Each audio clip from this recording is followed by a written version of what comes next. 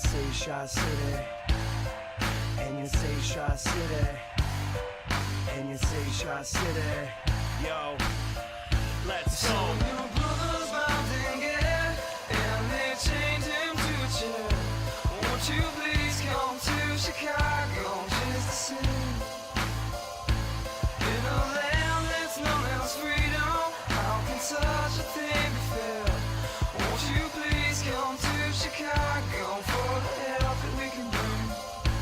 Welcome to the city that made me, place I grew up in, city that's crazy where gunshots are busted, place I'm in love with, place that's corrupted, place that gave birth to the MC not to fuck with, place with city lights, sun in one shines, place that isn't right, we're accustomed to crime, where daily went crazy back in '69, and Pops was just a rookie standing on the front line. It's the land that inspires me, land I call home, land with the basement, Dr. Wax and gramophone, with fake thugs and hustlers and OGs roam, the land that's well known as the throne of Al Capone. It's the land of Lake Shores, where the wind blows steady and the snow falls heavy and the heat kills many. Town like none, place that I know, this is the Windy City. Welcome to Chicago. So your brother's mounting it, and they chained him to a chair.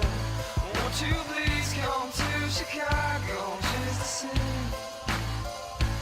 In a land that's known as freedom, how can such a thing be fair? Won't you please come to Chicago for the help that we can bring? World famous for the glamour and the rundown spots, a skyline so priceless that none can top. You can hear a different story up and down some blocks, and forever hear them bitch about the Cubs and Sox. It's a place like no other, unequal to most, where the city runs deep from the streets to the coast.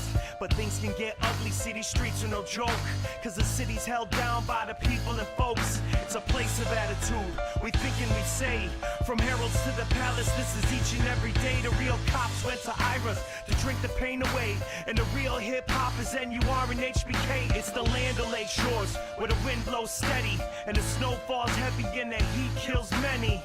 Town like none, place that I know, this is the Windy City. Welcome to Chicago. So your brother's mounting it, and they chained him to a chair. Won't you please come to Chicago just the same? In a land that's known as freedom, how can such a thing be fair? Won't you please come to Chicago for the help that we can bring? You can hear the wind whisper, send chills down your spine, and we can watch the waves crash along the Lakeshore Drive, and ride the L through the loop so you can get your mind right, or get lost in the beauty of the skyline lights. It's a city so pretty, full of life and fallen trees. She licked the lips and then she kissed me with the breeze. So as we proceed, I hope you people follow. You know the motto, welcome to Chicago. So your brother's mounting it, and they chained him to a chair. Won't you please come to Chicago just the same? In a land that's known as freedom, how can such a thing be fair? Won't you please come to Chicago for the help that we can bring? So your brother's mounting it, and they chained him to What a chair. up, Taco Won't you please come to Crew? Chicago just the same? It is Monday night. Boar. Time for Red Skies. Everybody hates this show. Let's do it. Let's go.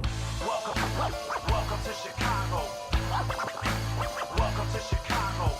Welcome to Chicago. Welcome to Chicago. Welcome to Chicago.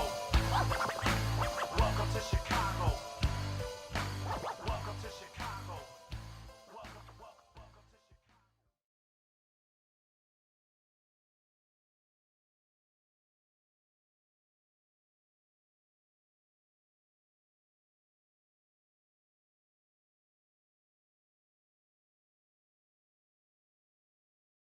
What is going on, everybody? My name is Jesse, aka your very own one and only Showdown Smart Man, and I just felt like starting the show off with the same energy as we do on Wednesdays and Saturdays. How's everybody feeling today, man? Let's keep that momentum going. This show sucks. Man, look at this. Oh, I hate that. This is stupid. They should change this. How's everybody feeling today, bruh?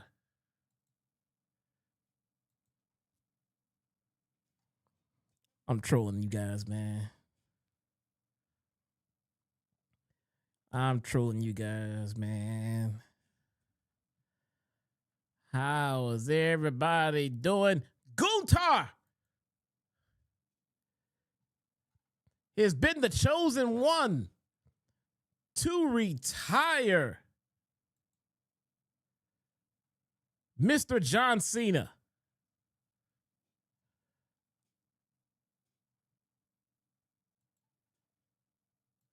How's everybody feel about that? Why is... All right, there we go, there we go, there we go.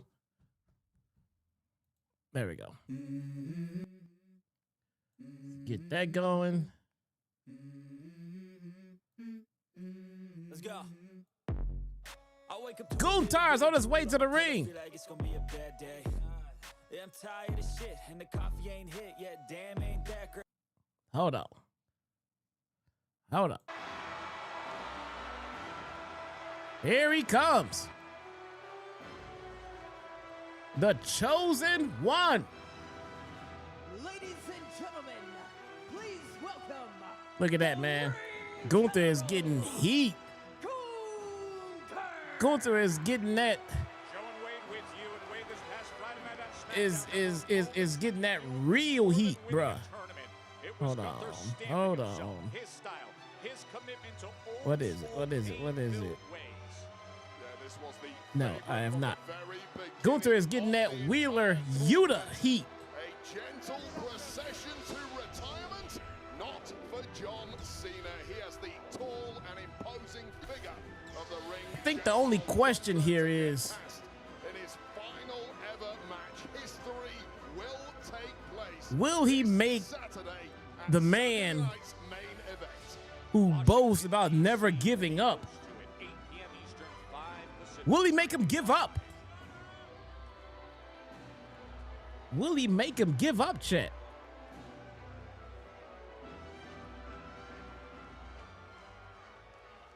I feel like that is the ultimate question.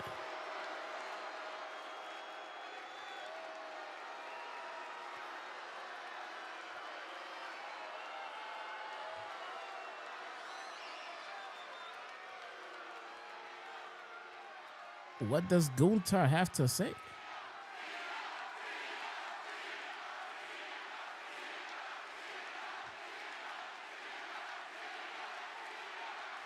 What does Gunther have to say, bruh?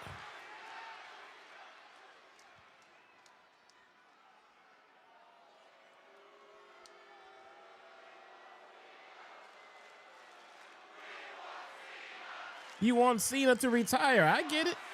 I get it. I get it. Well, don't get your hopes up. He's not coming tonight. Gunther said, don't get your hopes up, bro. Because right now is my time. Frank with the 199. Super chat says, booze And as Gunther. I walked to the ring, it dawned I think on you me, meant boo Cena, man. by submitting LA Knight, I earned one of the biggest honors in my career. I think you meant boo Cena. In 5 days, I will be the last opponent in the last match in the career of John Cena.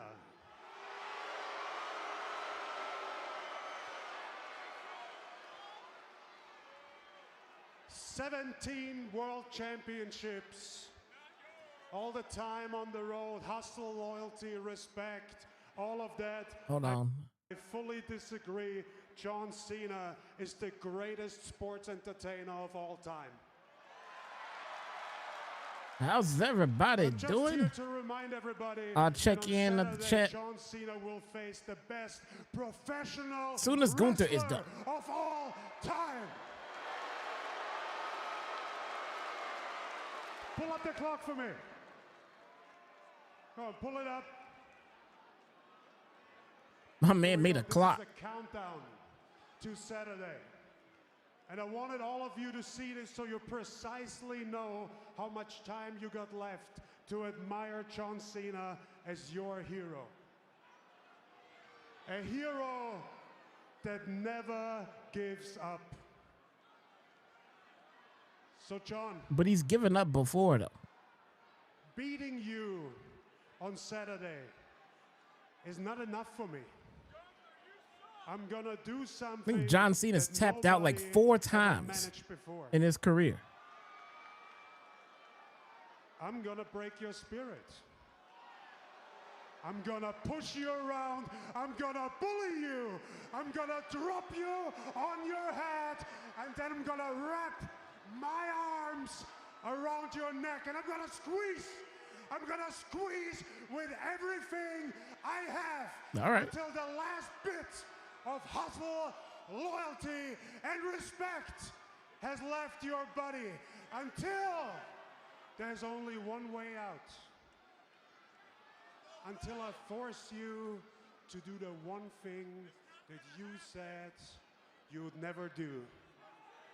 I'm gonna force you to give up. Do they think the fans are stupid?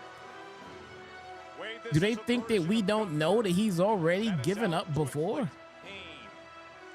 Is this one of those times where they wish to erase that from your memory? As we welcome you here to Kansas City, and that countdown clock reads 4 days and 20 hours here in KC, where Is this when the E-pedophiles have it in their brain that John Cena has never given up? When he absolutely has tapped out and given up? Specifically, he wanted the absolute best. At least 3 or 4 times. I'm pretty sure I counted at least 3 to 4 times, man. John Cena may regret them this Maybe it was Saturday. 5, I don't know. Ring general who is locked in, focused on ruining the C Nation's retirement party at Saturday night's main event. Looking directly into that camera and saying, I'm going to force you to give up. So that's Saturday, but would show you what you're in store for tonight. All right. Because arriving here. Up. Got all that copyright music. All right, chat, where y'all at? I would love to exchange this screen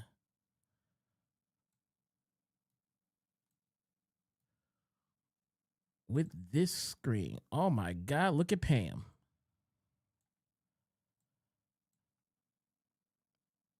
Pam needs to quit playing.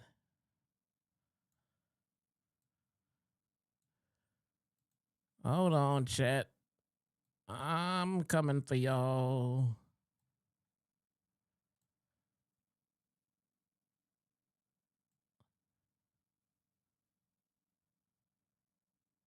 There we go. I don't want to go to work 'cause my There we boss is a go. jerk and I'm not even that paid.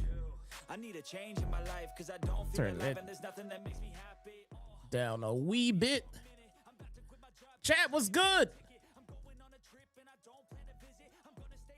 Super Mario Bros. What's going on? Ryan, what's going on? D, nice. What is up, bruh? When did Cena tap out? Hey, man, do your homework, man. You tell me. Dark One, what's good, bruh? Frag Dude, Frank, Ryan, Jake.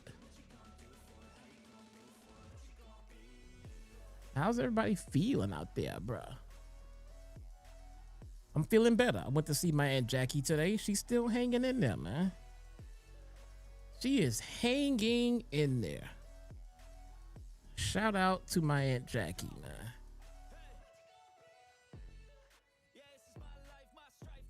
She is absolutely hanging in there, man, and that has improved my day. Also, I had a very, very generous off-the-air donation to to me and my family for Christmas. This person has chosen to stay anonymous, and I'm gonna respect that. But very, very, very generous donation to my kids, as I was worried about the quality of their Christmas this year, just because bills and things and all that stuff, man. But can't thank you enough, bro. You know who you are. Thank you so much. Thank you so much, man. He last tapped out in 2004.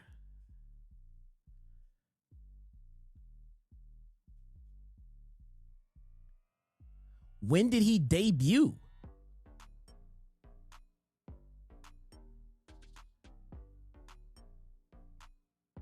That doesn't sound right. Could be wrong, but that don't sound right at all. When did he debut? Didn't he debut like in 2004?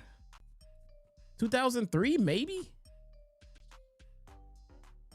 That makes no sense, man. You might want to recheck that one.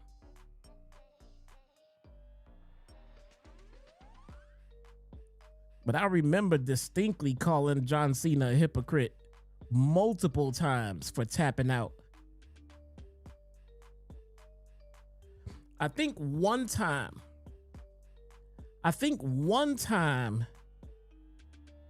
he tapped out.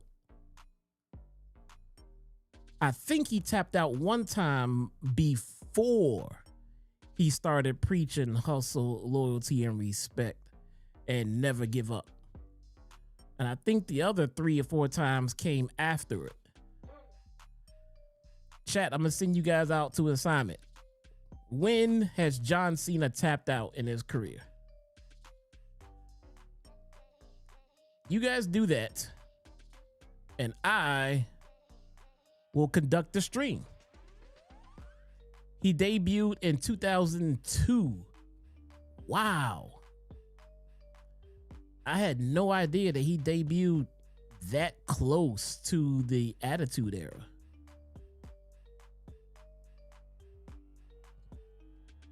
That's so close. That's so close. Like the Attitude Era ended in like what, 2000? 2001? Something like that. Man, time flies by.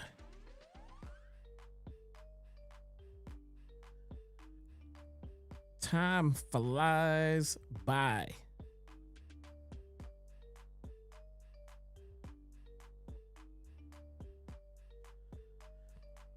Kurt Angle, Chris Benoit, and Jericho tapped him out. Somebody did it twice.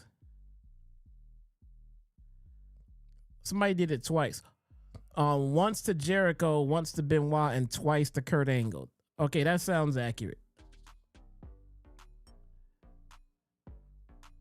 That sounds very accurate.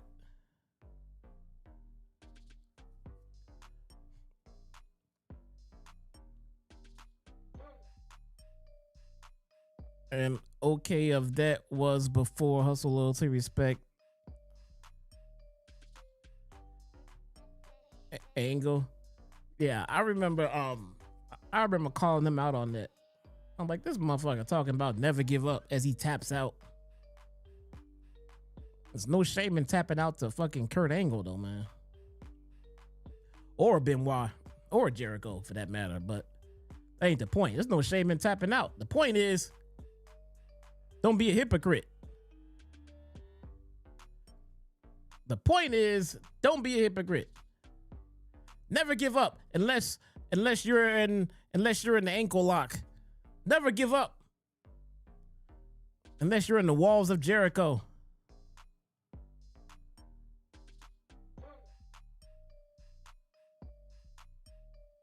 Never give up unless you're in the crippler crossface. Wasn't long ago, Wade, that Kyrie was emotionally torn over breaking from Io. That is Io. Oh, the ruler is here. Obafemi. How about the fall from grace? Press up power. Obafemi is here. The other day to recapture the NXT title. That was scary. Well, NXT's champ, the domineering Obafemi. He gets a massive, massive test this Saturday. For the record, he hasn't tapped out in my 16-year-old's lifetime. My God, boy, is there no mental gymnastics David Rice will not do for WWE, chat? Is there no mental gymnastics this guy won't do for the E? Such a physical force. Straight up E fed my man D Nice, man. They can't do any wrong. T-Mobile Center. They can't do any wrong. Kansas City, Io Sky and Kairi Sane. The crowd support for Io Why is this? has been something. So we've got action really heating up in the women's tag division as we saw moments ago. 5 separate teams, including the champs, the Kabuki Warriors, really have stayed Oh, there. I guess I didn't stop it. That's why. Ha ha. Ha ha. Now, the champs, the Kabuki Warriors, did Oops, my bad. compete against Rhea Ripley and Io Sky. A few weeks back, Io versus Kyrie. Jewel in Perth, and that was a match that I would pay Rhea Ripley and anything Io to see Sky these two won. women So we go have at it. some weight Wait, to their what? claim that they can beat Wait. the tag champs, and a victory here for Io Sky will magnify that claim. Maybe that part was muted. Oh, what a great moment here for Kairi Sane early on. And then the counter from Io. Maybe that part didn't come out loud. From Io Sky. Back and forth they go. A quick pace wait early on. Yeah, these two stars know each other so well. Look at this from Sky. And I'm going to expect this going counter for counter, reversal for reversal. You kind of know what your opponent is going to throw at you. Frank with the 199. Frank says, "Who did you want to face Cena?" Jesse, I didn't have anybody I wanted specifically to face Cena, but I have no problem with it being Gunther.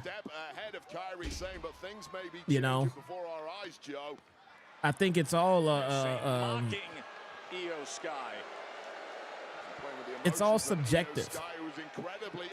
You know, it all depends on who they actually plan on running with that story. Somebody else being Rhea Ripley. So it all depends on who they plan on giving that rub to. And I'm a Gunther fan, man. I like Gunther. Months of Asuka being very possessive and trying to set boundaries for the relationship. So if he is the chosen one, I am all for it. Rhea Ripley. Well, Asuka has always been the mentor of Io Sky, and primarily the reason why Io Sky has got to the very top of this industry. I am all for it. Turning her back on Asuka and siding with Rhea Ripley was a major mistake. As long as we all agree that it was never going to be Carmelo Hayes. The momentum she just created with that drop kick. Yeah, and when you are down on the outside of the ring, That's not what Triple K wanted. I mean, Triple H wanted. I said Triple K by mistake. A lot of mistakes. Dropping Io Sky and Rhea Ripley coming to play equalizer now. That's not in Triple K's plan. Triple H. Woo. H. Exactly the moment to pounce for Kairi Sane. Damage done behind the ref's back, and now a major upper hand for Sane. Kabuki Warrior commercial break time. Commercial break time. Hey, I bet you there's a perfect number of commercial breaks in WWE for my man D Nice. I bet he loves it. More the merrier. They do perfect commercial breaks. Why? Because they can't do anything wrong. We got Lions Vikings on Christmas, man. I want to be excited about it, but my team sucks, man. My team sucks.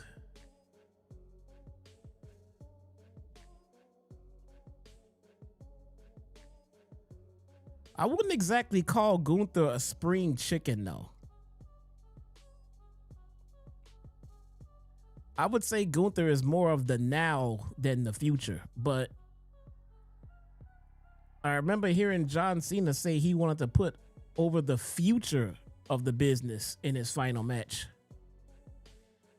I wouldn't consider Gunther the future. I would consider him the now.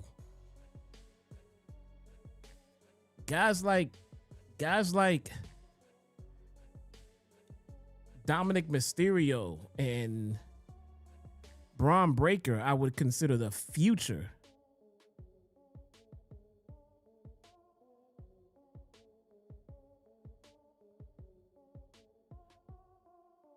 Gunther is no spring chicken.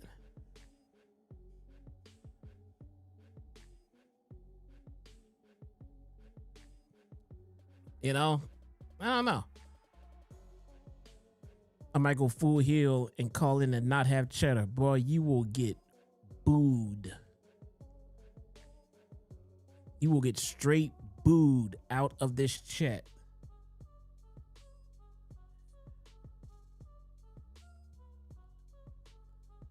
Fucking real American beer. How many these dudes promote Hogan and his real American beer like people give two shits about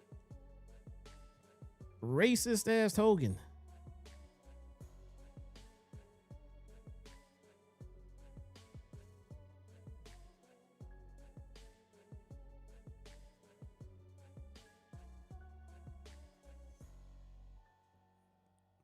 Fuck Hogan. Fuck Hogan, man. There, I said it.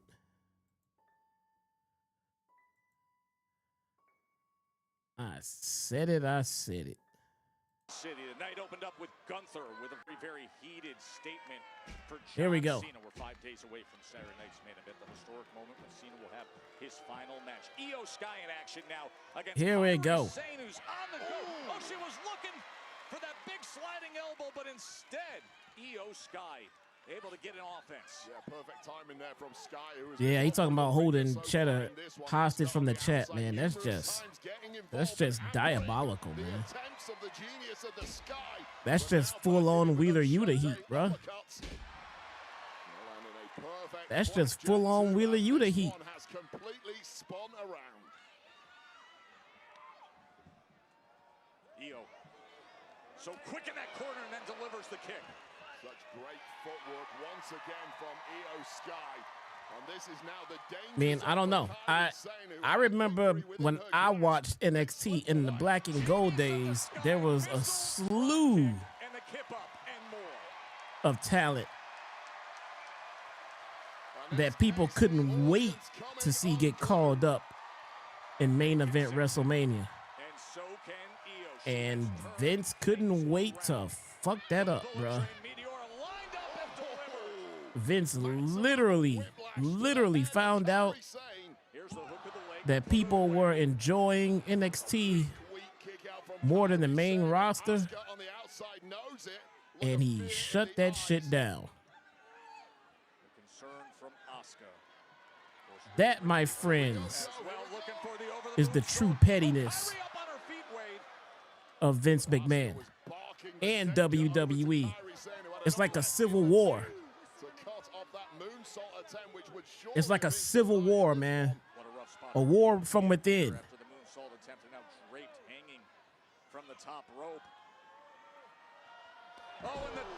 A war on two fronts. And you see Io reaching for her sternum immediately. The cover. And again. Sliding kick out there from Io Sky. Speaking of Carmelo, I saw this clip from a kid crying that he lost against Ilya. He retweeted and showed some love to this kid. He'll get his moment by winning a championship. That hit my heart. That's cool, man. That's cool. Frank. My man Frank with the $10. $10. $5 super chat. My man Frank. Frank says, not a chat, just want to help and hope you're doing good, my man, but I will say wrestling is very boring right now, and I don't see it changing anytime soon. Frank, thank you so much, man, and I agree with you. I agree with you 100%, man. Pro wrestling is just in a bad state right now, and no matter how much you talk about how good one is versus how bad the other one is versus it's not that bad versus this used to be that, there is no good pro wrestling on right now. At least nothing that I have seen. There is nothing. Because I'm telling you right now, if it weren't for you guys, if it weren't for this channel, I would probably, honestly, seriously, right hand to God, I would take a break from watching pro wrestling again. I've done it before. It wouldn't be the first time, man. Only when I did it before. Last time I did it, ironically enough, the last time I took a serious hiatus from pro wrestling, it was because of John Cena. Ironically enough. Because during the Attitude Era, I was all in. And then when the focus shifted from the Attitude Era to the Super Cena era, I stopped watching pro wrestling for a long time. I was a straight up lapsed fan, and there was no YouTube, there was no internet. I mean, there was internet, but there was no social media to follow, to keep up with anything going on. So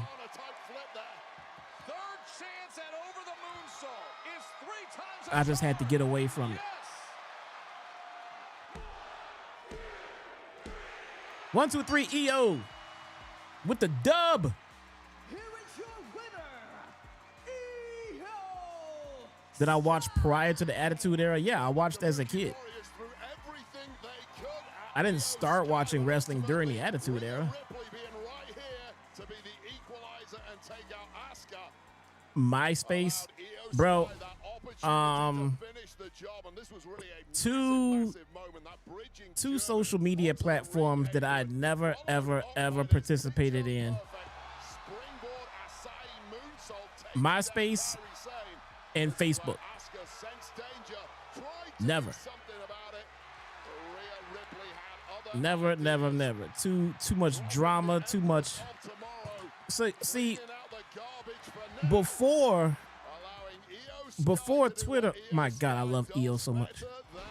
Before Twitter, it was before the toxicity of Twitter, there was the drama of MySpace and Facebook. And I mean like the drama of your IRL friends and family and shit like that. Like I had friends and family that legit got into arguments and fights over shit that was said on MySpace and Facebook. To the point where I had to tell like my friends and shit like that, like, don't even approach me or talk to me about anything that you heard on MySpace or Facebook. Like, I don't even want to hear it. Like, legit, my wife now, she's my wife now, but at the time she was my girlfriend. She had Facebook, and she would communicate with my friends' girlfriends and shit like that. Did anybody see Rey Mysterio smack me in the face? And I told her, don't even approach me with shit that you heard about me on Facebook. I don't care. I don't care. I do not want to fucking hear it. If anybody got anything to say about me and they want to put it on MySpace or Facebook, let it stay there. Because that means they don't want to say it to my face. Yeah, 100%. I'm not making this up. I swear on everything holy.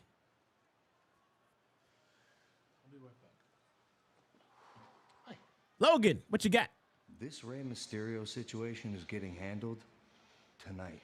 Yeah, and the best part about it is now, for the first time in your life, you have backup.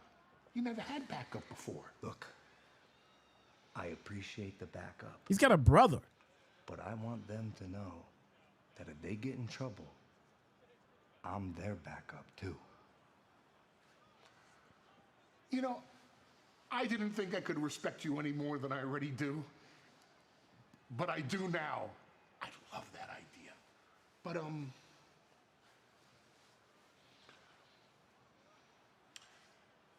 just in case. Yeah, just in case. Yeah, just in case. Why is Paul Heyman Just in case. always carrying around Just in Logan case. Paul's brass knuckles? Just in case. I like this guy. I really do. I'm sorry. I like him. Rey Mysterio.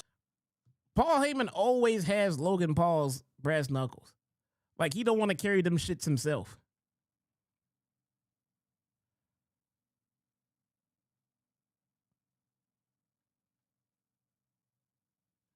All right, I think we're going to commercial. I mean, duh.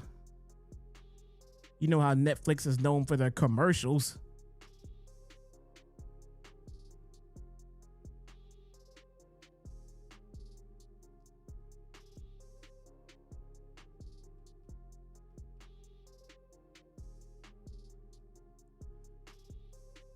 Oh, man. What else is happening, chat? Christmas and then New Year's Eve for Stranger Things. Yeah, me and my kids are all caught up on Stranger Things.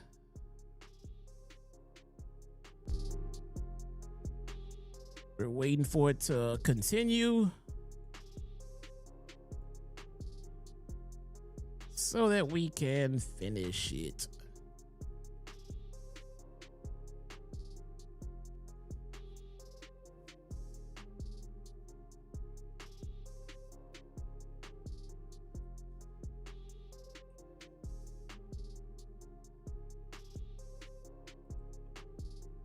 What else is going on with you guys?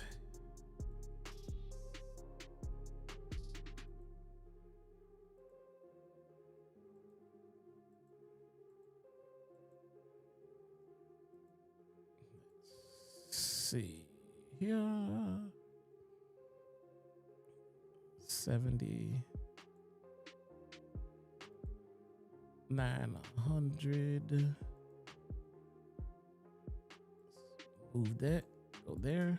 There. Go there.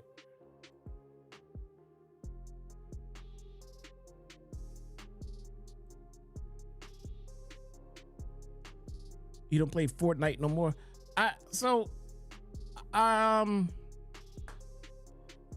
Super Mario, the family is doing good, bro. I addressed the family earlier on in the stream, man. When I started. You can roll back, you know, during the commercial break, and I give a quick little update. You know what I'm saying? Nothing crazy though. Fortnite, it's not that I'm not playing Fortnite.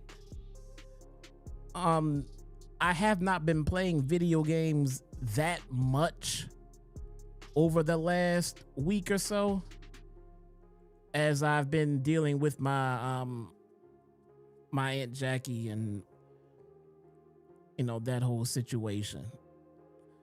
So I haven't been on Twitch at all. And then, you know, even as I do, I have Black Ops 7 that I'm still playing, and the new Destiny update that just came out. So there's a lot of video game stuff on my plate. I still haven't finished the Black Ops 7 campaign, and I have not finished playing through the Destiny update either. So there's literally a lot on my video game plate. So I haven't stopped playing Fortnite, just been a little tied up.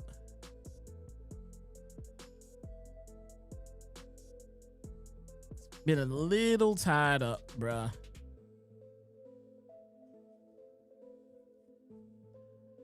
Are the War Raiders making a comeback? shed our armor. I don't think it's gonna work.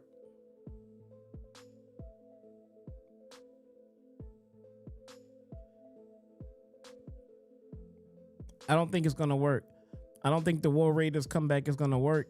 And I'll tell you the number one reason why.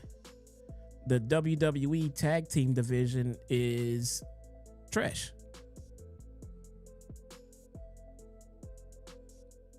Tag team division is trash, and it's not popping off right now. And I don't see the War Raiders being the catalyst to get it back on track.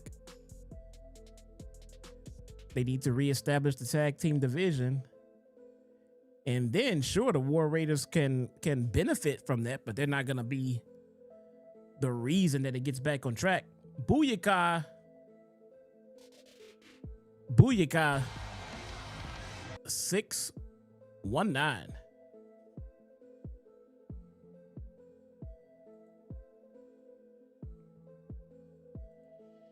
Rey Mysterio is in the house.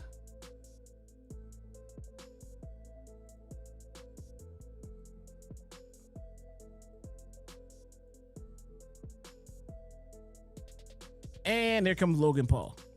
Well, we just heard from Logan Paul telling Paul Heyman, Rey Mysterio slapped me last week, but I'm going to go deal with it myself. Where are those brass knucks? You might as well break them out right now. Apparently impress the vision. Oh, Man, just as Rey is getting ready for his match against Finn You're just beating them down. Break out the knucks, man. Let's go. To the advice of Paul Heyman, and now takes this kind of action. I'm not weak. Nobody slaps me. That was the message from Logan. Gotta give Logan Paul credit, man. He is coming into his own The brass knucks handed to him by Paul Heyman. as a pro wrestler, man. He's doing great. He's doing great. The Hall of Famers fighting back. There's life in Rey Mysterio yet. You didn't finish the job, Logan Paul. Look at the wild heart of Rey. haymaker. Big elbow drop there, but those brass knuckles still on that right fist of Logan Paul. Oh, Rey trips him up. He about to jack him with them nunchucks as soon as he come with that 619. Nope, never mind. The hooded, masked mystery man who we saw in San Diego. The man from War Games that did all the damage. The moves. I almost forgot about the mystery man. Rollins, who we know has had shoulder surgery. Literally stopped caring. Security arrive on the scene once again, escaping after that stomp to the head of Rey Mysterio. Adam Pearce, everybody backstage, security referees have been trying to Literally stopped caring, man. the masked hooded mystery man, and he came in and stomped again. Still a lot of questions as to who the hell that guy is, but we may have more trouble here. He still has his brass knuckles, Wade. Oh no! You're horrible at Black Ops. Yeah, I'm not all that great either. I still enjoy it though, man. LA Knight comes out. LA Knight brings his ass out after all of the action's over. Ray already got his ass kicked. Here comes the baby face to save the day.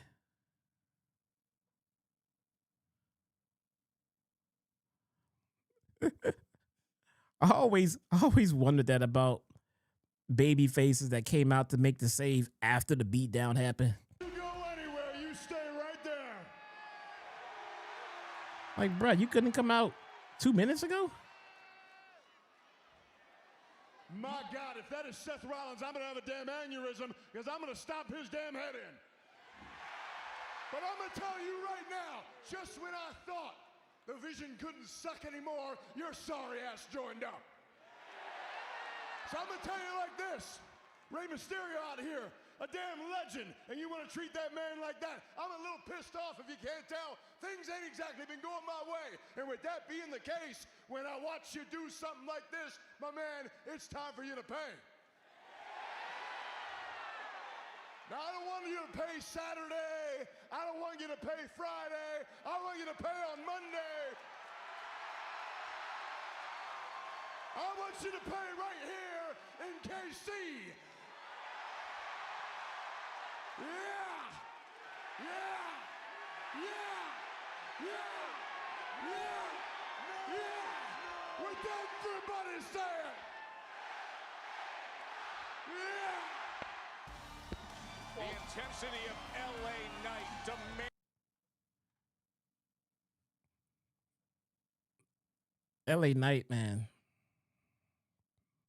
I don't know why, but they just refuse to make him the guy. I don't know. If this was still the Vince era, I would say it's because he's old. But it's not, so I have no idea why. Why Triple K won't make him the guy.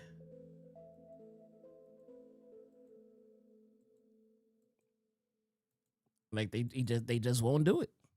They just won't do it. Say they ain't doing it. They don't have to do it. And damn it, they ain't gonna do it.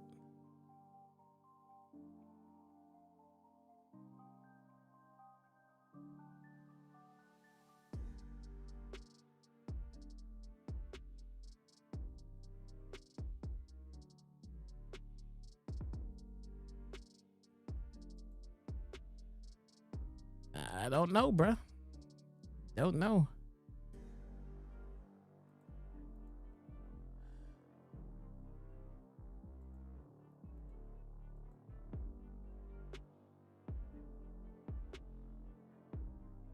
Oh, man.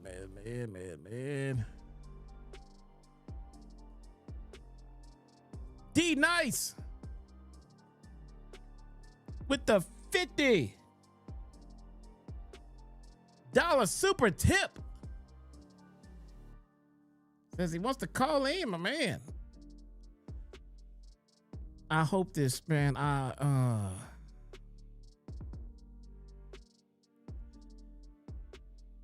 hope this shit has fixed from the last time where it kept. Here, I'm gonna restart my phone just to make sure that wasn't the case.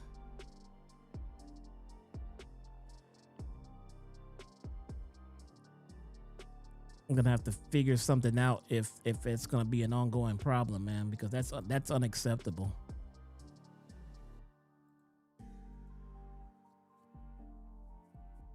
You might have to go to Discord.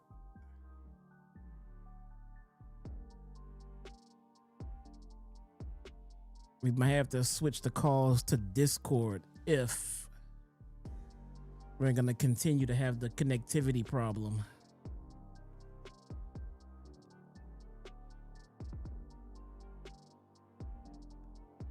Through my phone. Hope everything is well, my brother. Everything is A-okay, my man. Thank you for asking.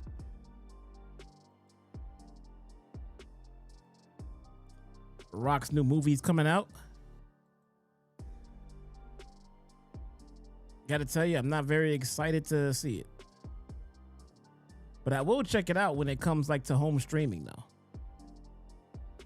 For sure.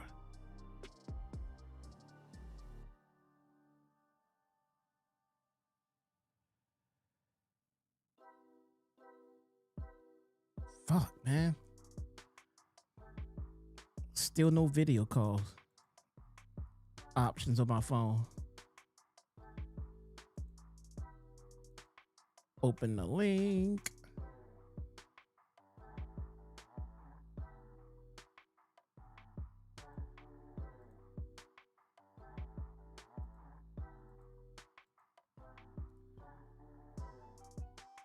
All right. The damage done to Rey. D Nice, call hit me up, man.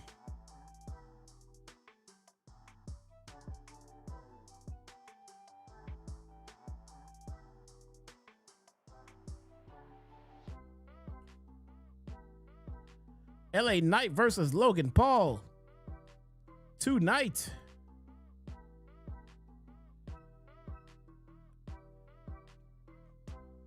How much snow did we get today? None. None. Zero.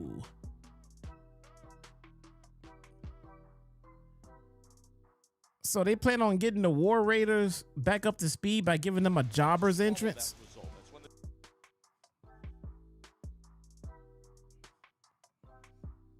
Not a good look.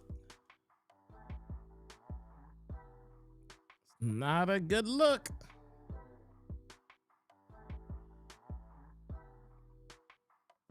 So let's see. Let me see.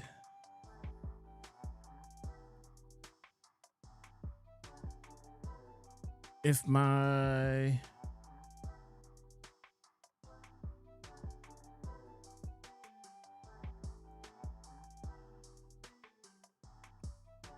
phone is actually gonna work here.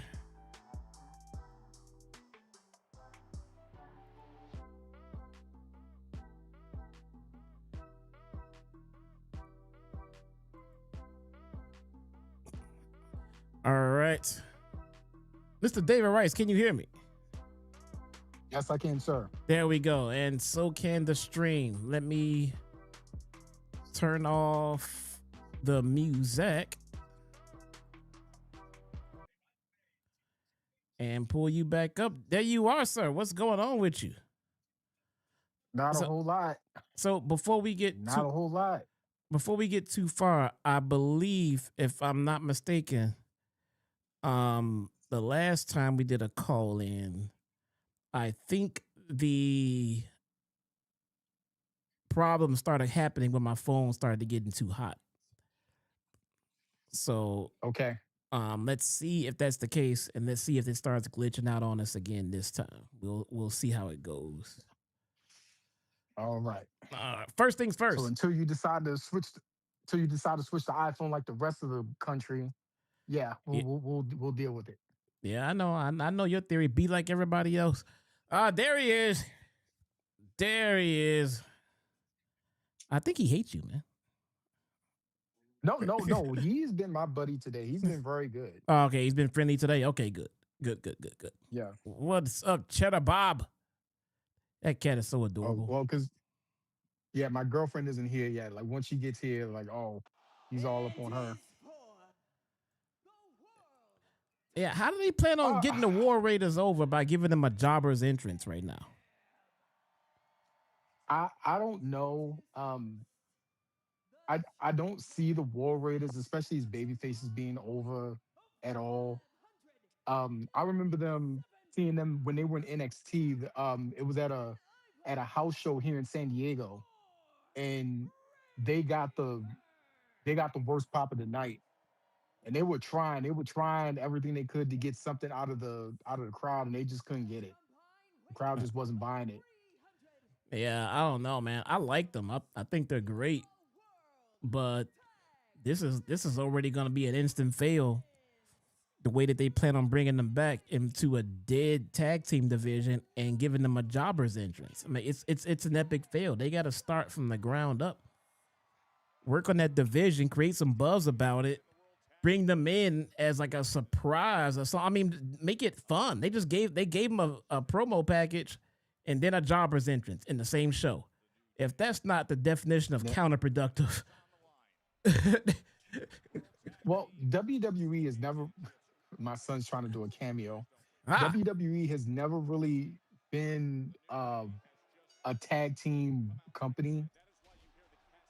I can't think of a time, when people talk about the 80s, they only had a few tag teams. They had the British Bulldogs, the Hart Foundation, Demolition. Demolition was over. They had the Powers of Pain kind of a little bit. Later on, it was the Rockers, but they never really had a whole bunch of tag teams. I don't know where you're going with this, but they've had success in the tag division. It's just not now. I mean, I'm not trying to date back to the 80s. I'm saying right now they need to work on their tag team division. Forget what they used to do back in the 80s. The SmackDown tag team division has been awesome. They have a lot of depth on that side. As far as Raw, not that much. I have to I take think I'm along with you. They need to combine. They need to combine the division. I'll have to take your word for it because again, I have not watched SmackDown, so I don't know. You missed a good show on Friday. Last Friday's SmackDown was really good. I mean, it wasn't like it wasn't anything to make your eyes bleed, but it was a good show. Uh, Again, I gotta take your word for it. All I know is that the general consensus is that all wrestling is down. All across the board, and SmackDown is no exception to that. So when I hear people comment about that, I often want to know if these fans did they come along during like the Attitude Era and then they dropped out and then they started watching again back in like 2023, 2024, and they was like, oh, now it sucks again, so I'm not going to watch anymore. Like, oh, this sucks or whatever. Or were these guys fans?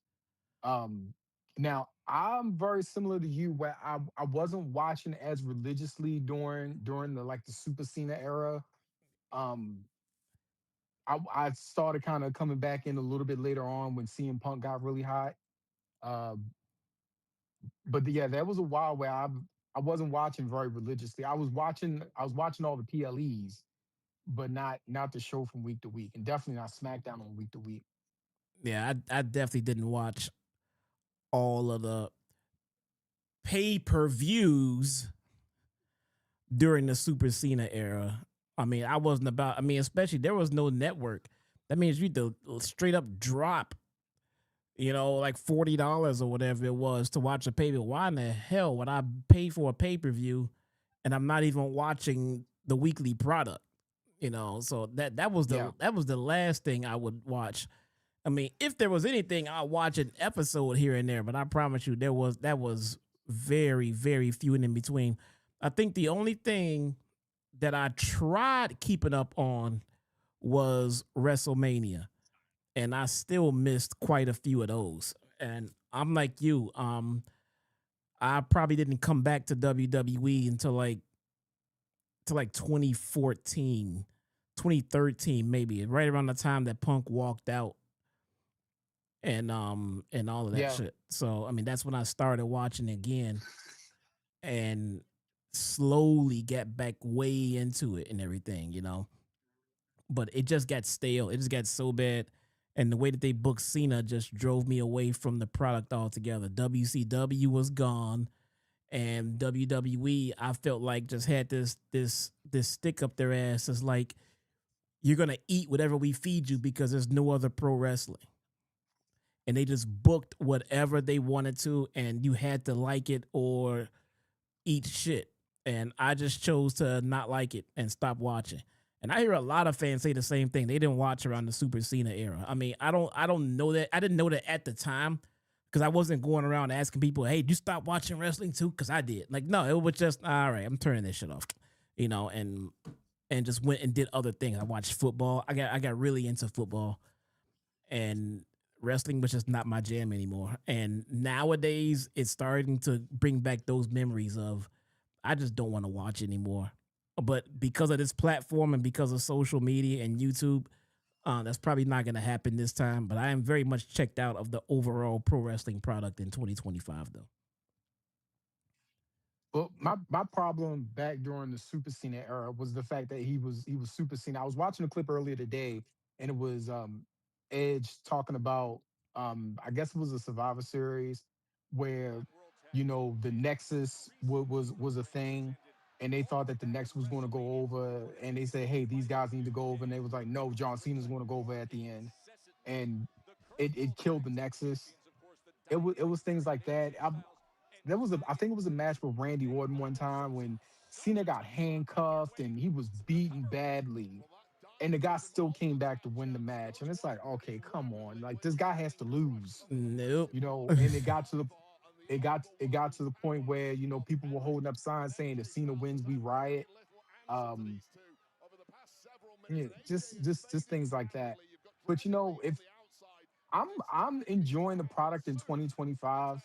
Um, Was it? Is it the most exciting? Was it? Is it the bloodline right now? No, but I can see that they're building up towards a couple of things. And I do want to see more.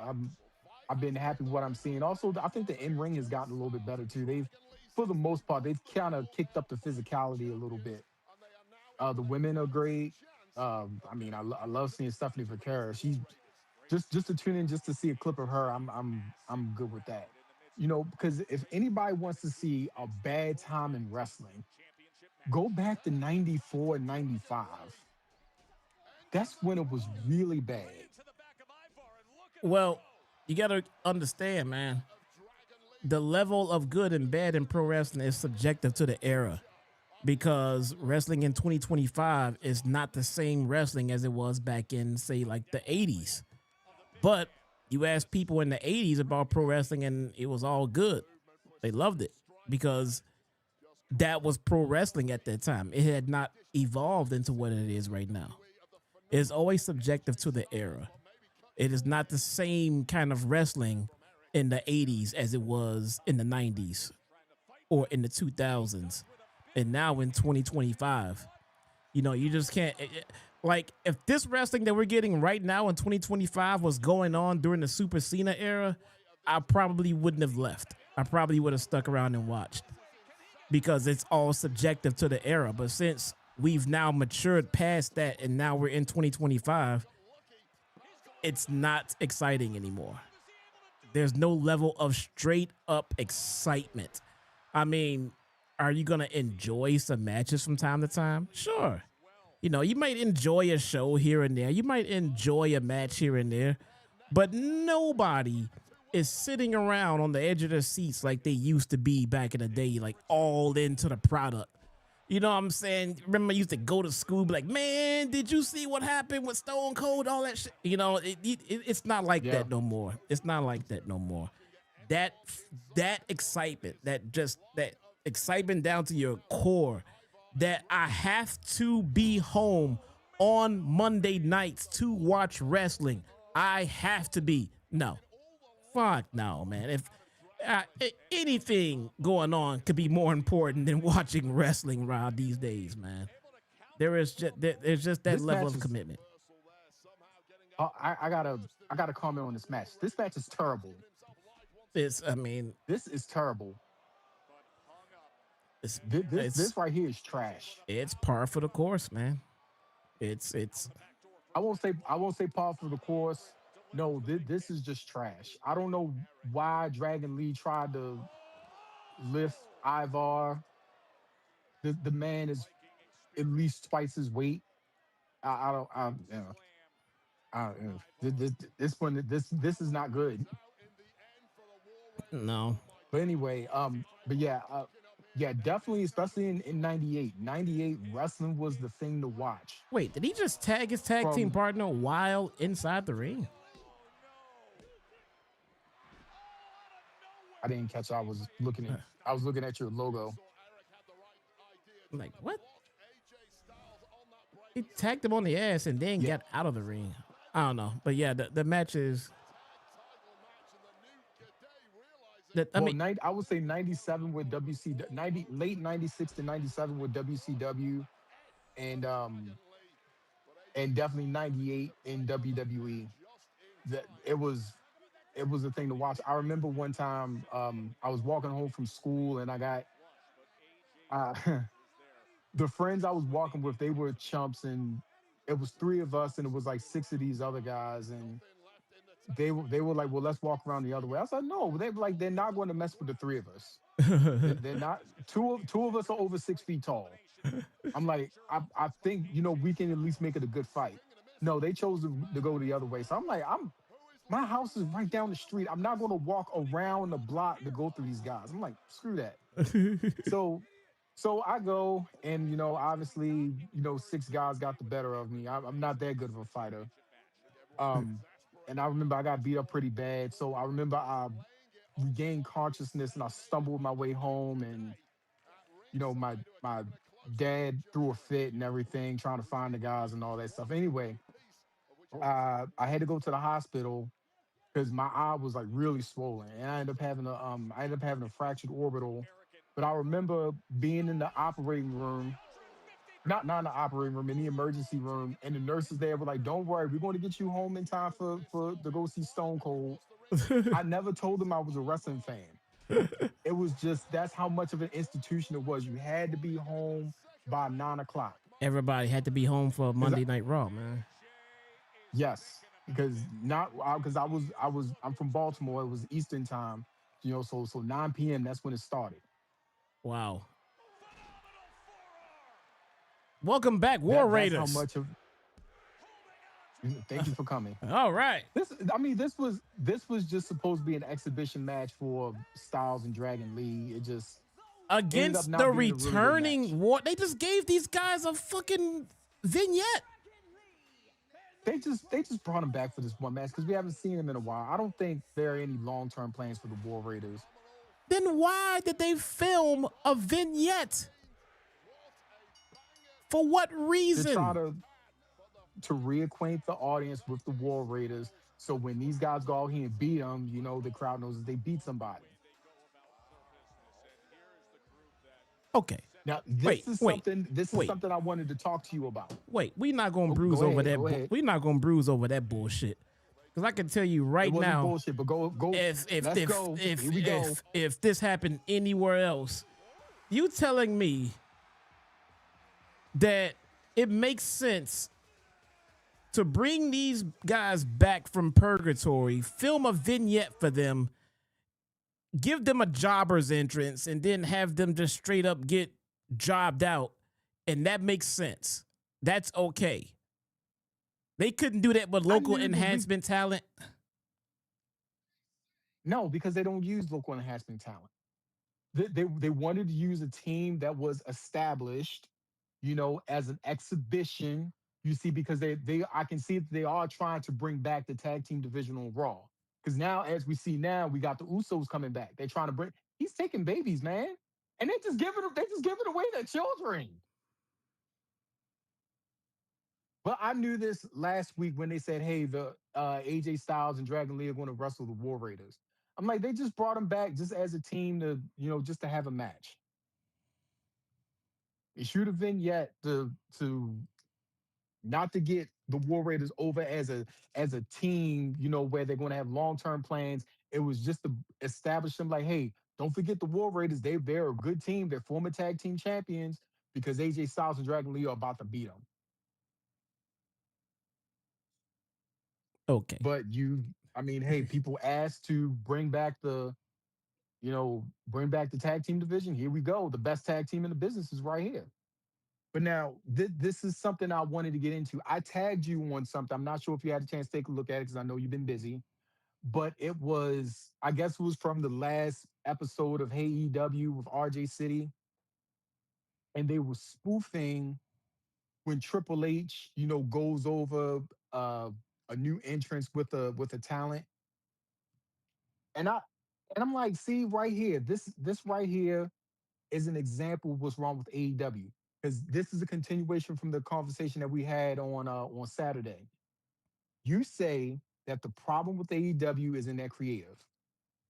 I say that part of the problem with AEW is their creative.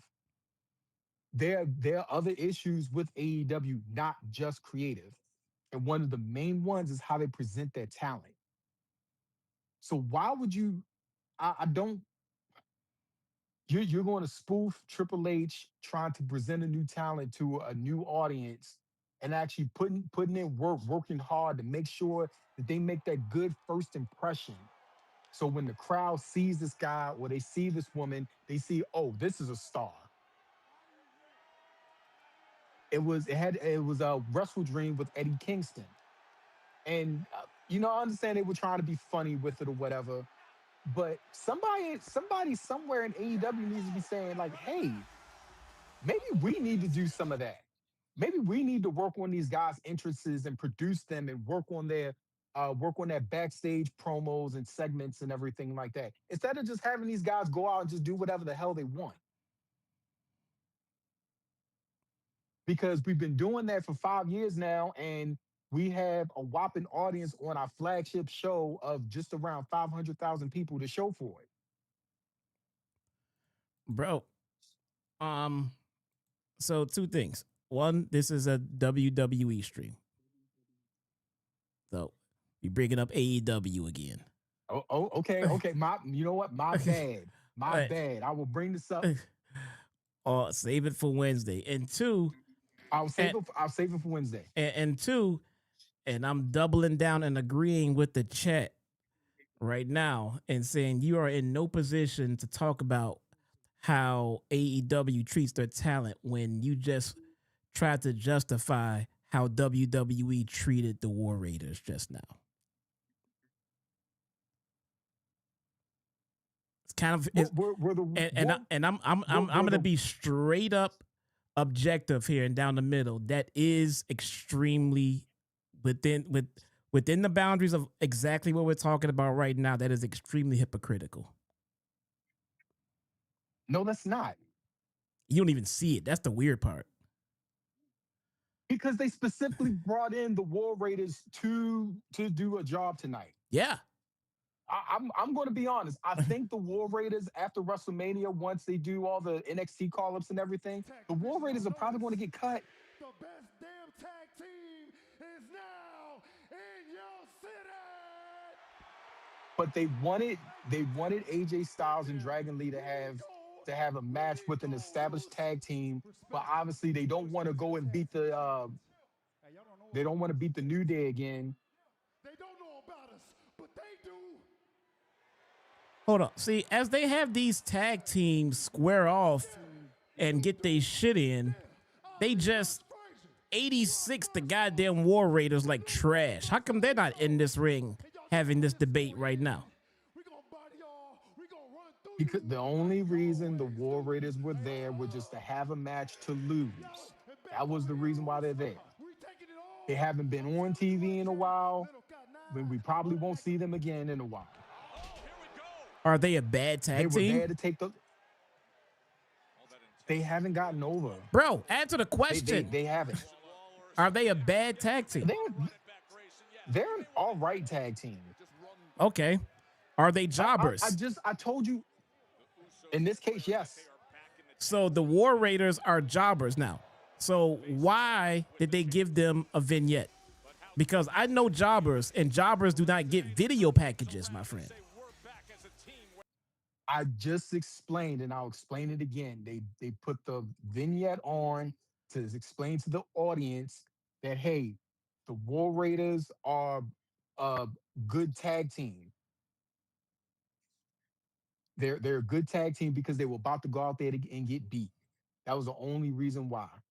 It's just like what Arn Anderson says. Like, hey, when you go out there and you cut a promo on somebody, you talk about their accolades and everything, you build them up a little bit. So when you beat them, the crowd knows that, like, hey, you just beat somebody, not just some schmo down the street. Wow.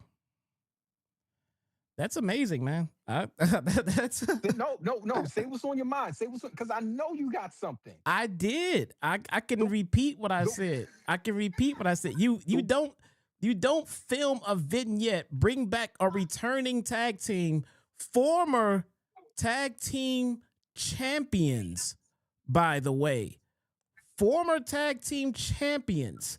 Film a vignette, bring them back, and then have fans of the War Raiders saying, ooh, snap, they about to do something with the War Raiders again. Maybe get them back into the groove of things. Let's see how they work this. Jobbers. Like, okay, well, I guess that was a waste of our time. I didn't need a vignette to watch you beat the War Raiders like that, man. I already know who they are. You just could. You do, but there's a lot of audience who maybe didn't know.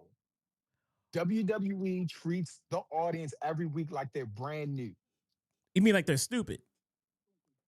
No, like they're brand new. Oh, okay. And I know I'm not supposed to say I'm just going to say other companies. I'll put it to you that way. Other companies should probably take notice on how they present it. That's why I'm saying it's presentation. And it's things that people don't get. See, Not everybody on the roster right now, not everybody who you see on TV is supposed to be a top guy. Not everybody that you're going to see on there is going to be a champion. There's some guys who are going to be at a certain level, very popular and everything. And if somebody goes down, hey, this person's probably going to get the nod. It's why Jake the Snake never won the title in the 80s. Man. He was the number 2 baby face. Or number 3, depending on how you look at it, depending on where you see Randy Savage. Derek Fleming says, well, now they all know that they're jobbers. Hold on, because I can't hear a word you said. It's that. Okay, go ahead. Now I can hear you. Derek Fleming said, well, now everyone knows that they're jobbers. And I highly doubt that we'll see the War Raiders on TV again. Or if we do, it's probably going to be another losing effort. They said you spend more than their washer and dryer. How's that a spin? Because they just did the War Raiders wrong, but then you right away said that other companies should take notice of how they treat the talent. That was not the right way to treat the War Raiders. They're former tag team champions, man. No, I'm talking about how they treat the talent that they're trying to get over. Do they want to get the War Raiders over? To get the War Raiders over. They don't want to get them over? They've tried several times to get the War Raiders over, and it hasn't worked. Part of that was Vince's fault by presenting them as, Kratos and Atreus from God of War. So they filmed the vignette. They filmed the vignette for a team that they have no plans on getting over. Just to build them up for the one match. Most of that vignette was probably stock footage that they had anyway. They just put together a little piece on the I almost call them the Viking Raiders, on the War Raiders, just to build them up because they're about to go out there and get beat. Like when I saw the match announced last week, I said, "Oh, it's an exhibition for Styles and Dragon Lee." That's all it is. Because they don't use actual enhancement talent anymore. Well, I mean, I'll let you call it, man. I personally would not have treated the War Raiders like that. I think they're a better tag team than the way they were just treated. I mean, and not anything bad against the War Raiders. I think those guys, they've had some. I think both of them had some injury issues. I can't remember which one. I think it's I can't remember which one is which, but he has like long lasting neck issues, and he has a lot of limitations in the ring. Yeah. So they probably do stuff backstage. They probably help him backstage and things like that. Every now and then, hey, they'll come out, wrestle a match when they need to help get somebody over. I don't know, man. The tag team division seemed to be struggling very much so. So I don't know why they would treat the War Raiders like this, as they should be. Well, you just saw that they should be trying to rebuild the division. They are. You just saw 3 tag teams, and then you have to account for the division. Because I'm pretty sure they're going to get the division in there at some point too. So now you got 4 teams. Toss in another team, maybe transfer a team from SmackDown or something. Now you got a new 5-team tag team division on Raw. That's pretty good. The teams have been there. It's not like there are no teams there. They just aren't doing anything of excitement with them. They're doing it now. They're doing it now. You can't say, oh, they haven't done anything. Well, obviously you can see that they're trying to do something now. That's why you had that segment back there. Now, I hope this is more of a long-term thing and not just trying to set up like a triple threat match at the next PLE for the tag team match, for the tag team titles. I hope that this is a long-term push. I don't know. Chat says the next. But you have to give it time. Chat says the next vignette will be of them in catering. Championship. To say that you have been on might be an understatement. So I think the question on man. Thank you. This was not very beneficial to anyone. I'm not looking at Styles and Dragon Lee any better because they beat a team that they gave a vignette to 30 seconds ago, announced that they were coming back last week just to job them out. That seems extremely counterproductive. Styles and Lee are not Styles and Lee are no further over now because they beat somebody that got a vignette, man. Let's be real. They got some visibility. Ain't that right, Cheddar? Cheddar said, meow, some bullshit. And then he took off. He's right here. Stephanie Vaquer.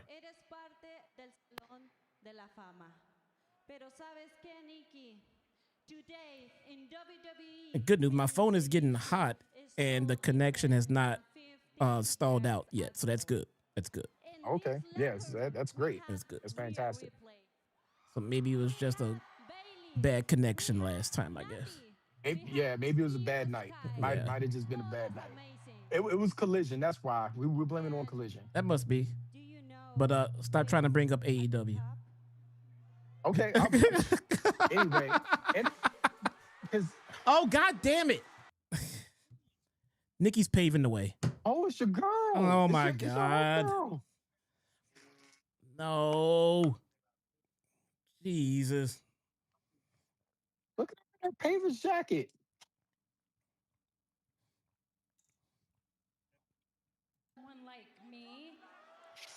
My God, she is even more cringe as a heel on the mic than she is a babyface. Not to mention a celebrity. She's better as a heel. More cringe as a heel. But we are so not done. Let me tell ya. More cringe. Nikki Bella or Mercedes Moné. Phenomenal ass though. Nikki Bella, all the way. More cringe? Yeah. Wow. And you know how much I don't like Mercedes, so. That's saying, I don't know if I can agree with that. Oh my. More cringe. Wanna know why? Because one can wrestle and the other one can't. I'm just talking about on the mic. Yeah, I know, but I gotta break the tie somewhere. Okay.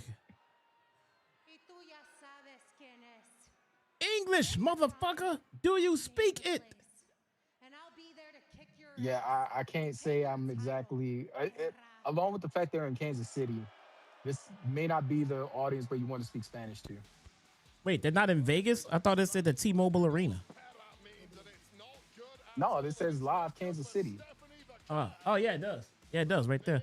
I thought I saw in the venue up top it said T-Mobile. I thought that was the T-Mobile Arena. Oh.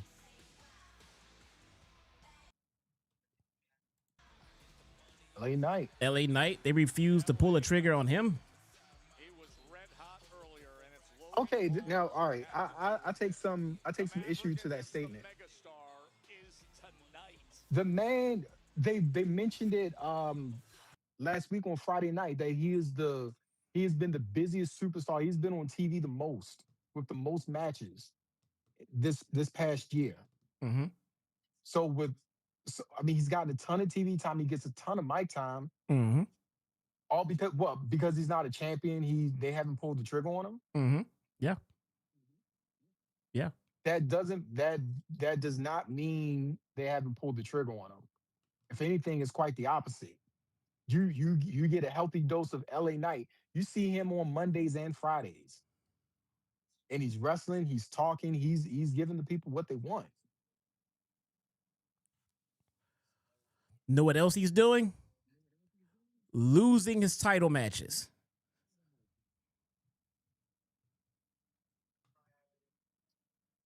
Well, I'm going to make a prediction, and I'm going to say that LA Knight is going to win the Royal Rumble.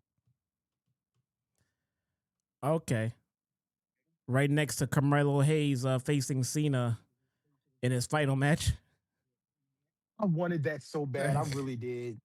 Because I was under the belief that Cena was going to keep the Intercontinental title, and then his last match would be for the Intercontinental title, And I thought that somebody like Carmelo Hayes could really benefit from that. But Carmelo Hayes is a guy who's getting the crowd over on him. He's slowly but surely getting over. As a matter of fact, Friday night on SmackDown, he wrestled. He got a hell of a reception. And it wasn't like it was his hometown or anything. He's just getting over. Well, much like LA Knight, man, they won't pull the trigger on him. But I won't say that about Carmelo Hayes. He's still young and he has a lot to go through to get to the top. LA Knight is at the end of his career, and he's over like Rover, and WWE just won't crown this man. And I don't know why not. I'm not in the how can you say, I'm not in the camp of saying all because they haven't given him the title, the world title, that they haven't put a whole lot of stock into LA Knight, because they give him a ton of TV time. He gets a ton of match time, he gets a ton of mic time. So getting TV time is crowning someone. That's not crowning. I mean, you talk about giving him a championship. No, that's not giving him a championship. But the fact that they're giving him time, if you get TV time, whether you're wrestling or you're talking every week, a lot of times twice a week, there aren't too many other people on the roster right now who are getting that kind of exposure. You have more championship titles than LA Knight. Hey, $5.99, brother. Man. Nah, bro. I mean, look, I'm not trying to sit here and act like I'm like the biggest LA Knight fan, but I can see how over he is, and I can see that he keeps losing every opportunity given to him to win the big one, to the point where that momentum's going to be gone. It's called striking while the iron's hot. They're going to wait till later. Now, sometimes it's just not the right time. Sometimes there's just no space for him in the current time. But when you got guys like Seth Rollins going out hurt and you looking for a world champion, you passed over LA Knight. I mean, they weren't, because they had CM Punk rated higher. I think they already had plans. They already had plans to make CM Punk world champion. And I'm quite confident it was probably somewhere around either the Rumble or WrestleMania. So they could have stuck to those plans and then went on ahead and gave LA Knight his time to shine and proceeded with the scheduled championship reign that they already had for Punk. But instead of doing that, they changed their plans and gave it to Punk instead. How are you going to get the belt from LA Knight to CM Punk? By losing it. I mean, what do you mean? How was Punk going to get it to begin with? So you're going to have CM Punk versus LA Knight, two baby faces going at it for the title, when you could have a baby face and a heel. Punk and LA Knight already had beef. They've already had words. They could have booked that match easily. I think Seth Rollins went down. They said, okay, who we're going to give it to? Hey, we already had Punk earmarked for it. Give it to Punk. It is what it is, but I'm just trying to say that they had opportunities to go ahead and crown Knight by saying, hey, well, Seth is down. We need an interim champion so we can continue the plans we had. Let's go ahead and give Knight their run. Get it over with. No, they passed over him yet again. Hold on, let's see what Liv got to say. We needed to run everything by you now. Oh, you don't. Of course you don't. You know I want to support you as best I can. I can't wait to watch you become Women's World Champion. Sister, yeah. Thanks. Oh, which reminds me, I should go talk to Pierce about my title match. Get it? So, looks like I'm going to be in your corner tonight. Mine? Uh-oh. I mean, that's great, but why? Because, silly, I need to make sure that nothing happens to you. Liv is a fucking diabolical bitch, man. The next tag team Oh, yes. Got it? Good. Let's go. Oh, God. She is just going to make Raquel's life a living... Not Raquel. Make Roxanne's life a living hell, man. She's just not going to come out and attack her and be done. No. she is gonna mentally destroy her. Liv Morgan is somebody else that the IWC shitted on when she won her first title. Now look at her. A first title, what, years ago? You know how far she's come in the ring from now to years ago? She was actually when she won the title, she was pretty much that good in the ring at the time. She just wasn't developed as much as a character at the time. But the IWC absolutely shitted on her at the time when she won it. And now look at her. She's over. I don't remember. I remember popping big time when she won. All right, we have to wrap this one up, my friend. Much appreciated. I want you to write down your AEW notes, man, and get them ready for Wednesday. I will. Hey, Wednesday is going to be a calling for the ages, probably. But now you can't bring up WWE on Wednesday. Keep that one in mind. Okay.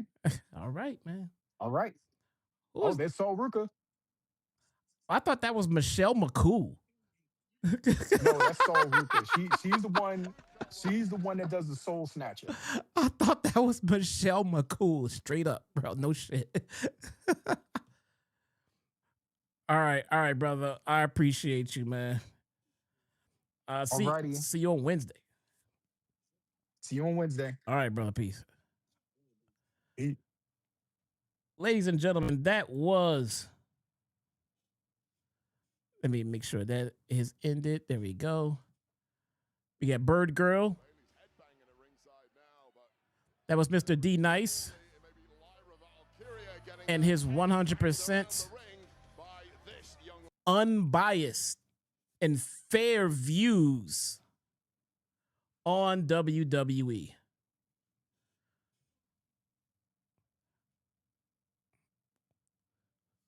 We love D Nice, bro. More importantly, we love Cheddar. Right now, we love Liv Morgan. BBL Bailey. Bro, I remember when Nia called her that, man. I'm like, well, she is not wrong. She is not wrong. We've been referencing at the end of last week's Raw. And Liv Morgan, Wade, her return is just giving a certain edge back to Roxanne and Raquel in the Judgment Day. Guys, check it out. It is my man.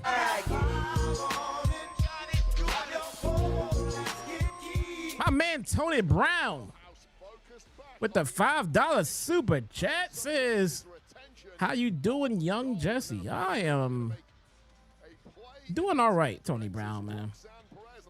Doing quite all right, my man. I appreciate you. I'm hanging in there, man.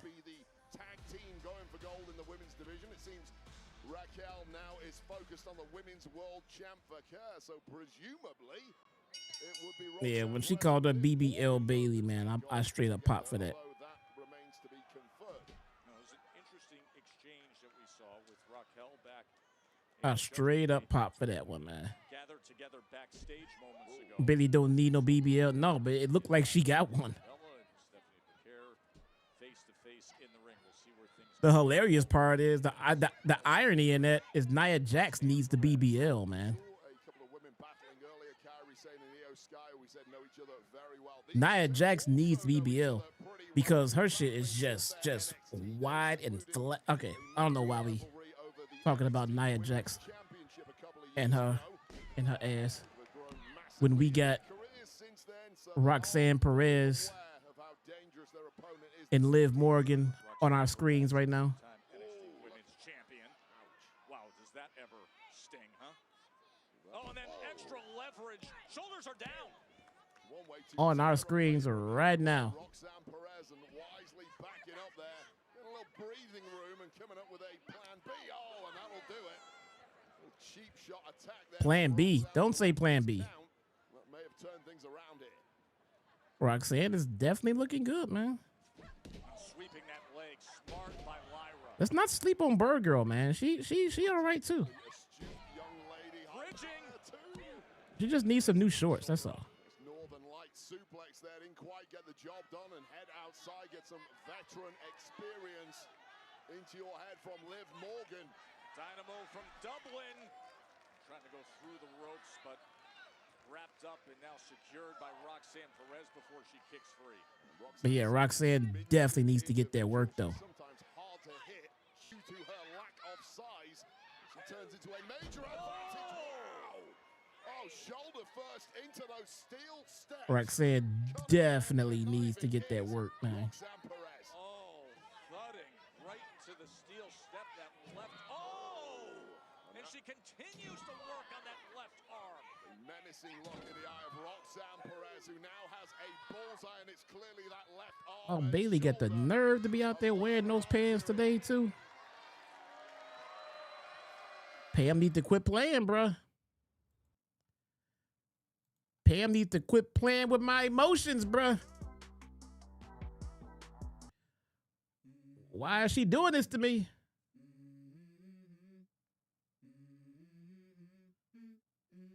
Let's go. I wake up to a little bit of drool on my pillow, feel like it's gonna be a bad day. Why is Pam doing this to me? And the coffee ain't hit yet, damn, ain't that great. I don't wanna go to work cause my boss is a jerk and I'm not even that paid. I need a change in my life cause I don't feel alive and there's nothing that makes me happy. Hold my beer for a minute, I'm about to quit my job, cash in for a ticket. Tony Brown, how you doing, my friend? Tony Brown, you gotta show up more, man. You gotta show up and chill with the boys.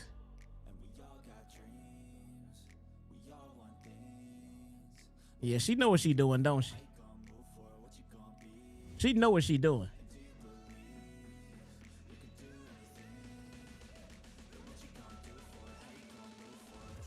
She know exactly what she giving us, man. And that's why we all appreciate Pam.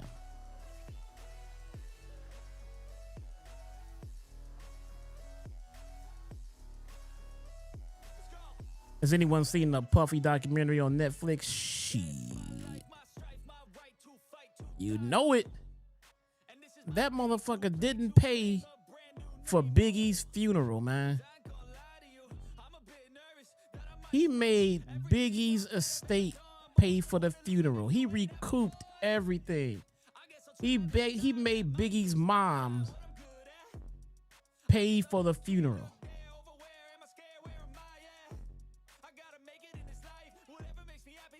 That is the one thing that I learned that I didn't know. Everything else in there, you know, is all shit that I knew. You know, didn't heard about it at some point or another, you know what I'm saying? But to find out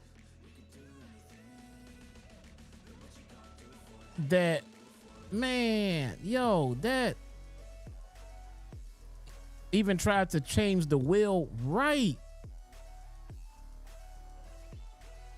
That motherfucker, I don't blame Fitty, man.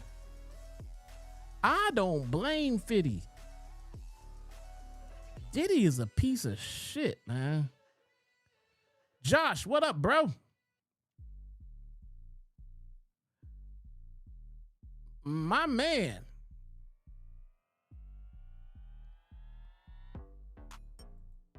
How you feeling today, Josh?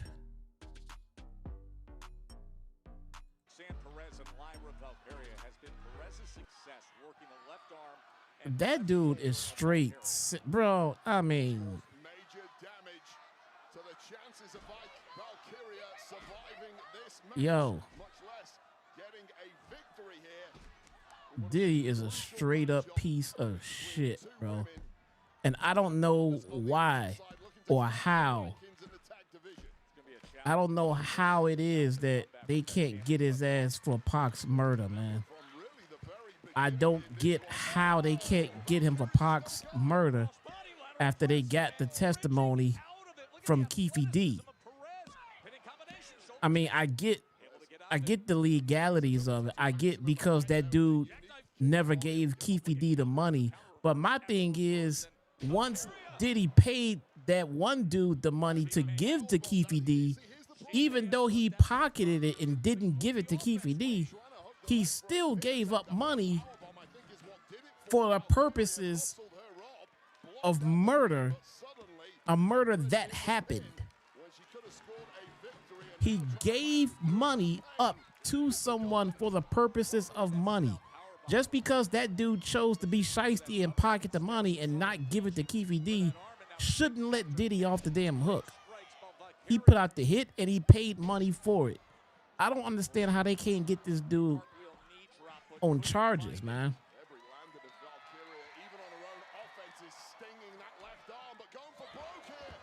Bullied his partner to give it a 25%. Yeah, the dude who had 25% of Bad Boy and that man, bro.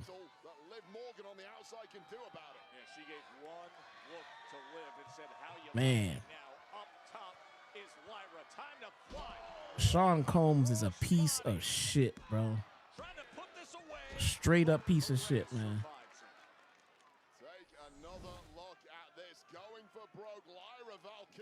Motherfucking Shine did time for him for that club shooting. Keefe D is sitting in jail for Pac's murder.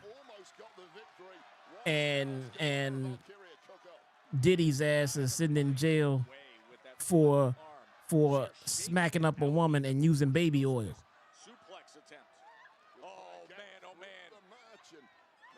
The legal system, man. The legal system.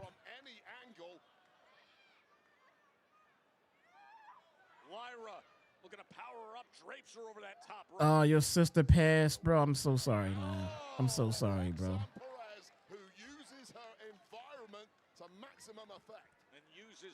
So sorry, Tony Brown, man. Don't pay me no attention, bro. You take care of you and your family, man. Take care of you and your family, my man. Thoughts and prayers, sir.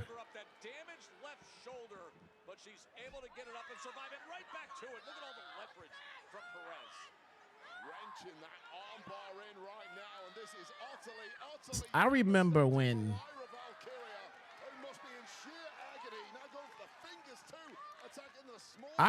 when Mace left Bad Boy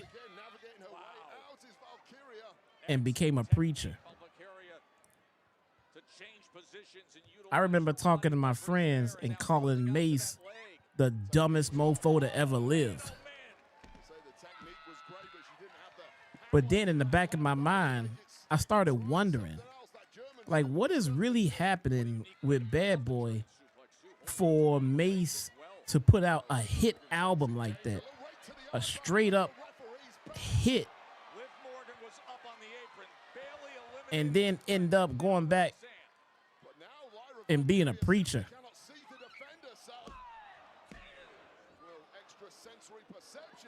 Like, what is so right? Something must be going on. Niggas made fun of Mace too. Guess he was right. Yeah, Mace was right, bro. You see Craig Mack? You see Craig Mack talk about Diddy before he passed away? Diddy is the devil, man. Pop rocks. Here is your winner, Roxanne. Roxanne is so cute. Well, concoct whatever devious plan you like with Liv Morgan by your side. Victory is all but assured. And Lyra Valkyria, Man, how long before Liv beats the crap out of Roxanne? in the end, raked eyes. Major victory here for the Judgment Day. Liv Morgan makes a difference, a big difference. Give credit to Roxanne. The way she's looking at her too.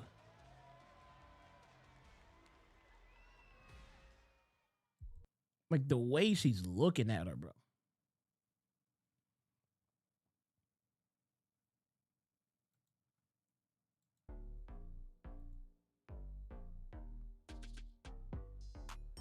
Quaz, you just wake up, bro.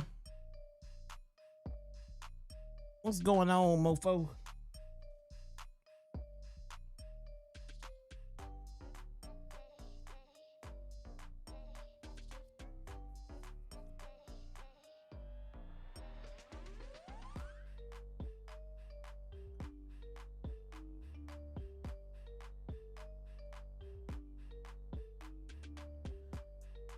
He's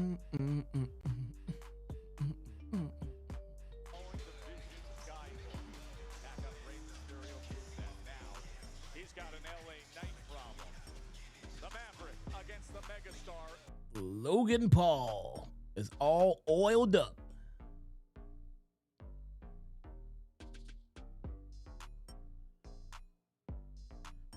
You just finished watching the final season of Bel-Air.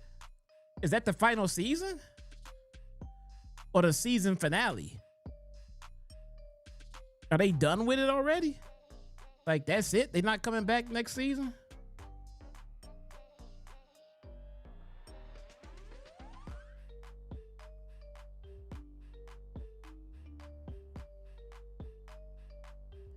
Got a feeling Diddy's a dead man as soon as the opportunity is there.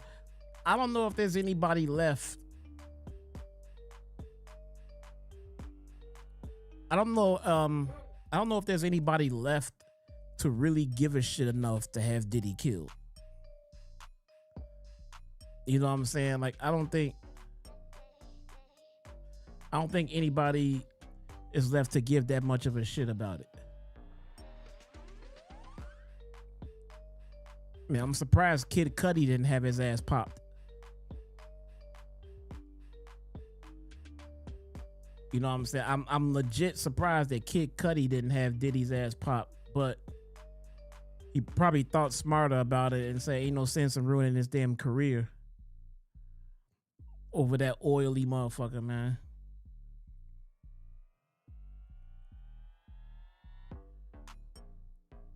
So, I don't know.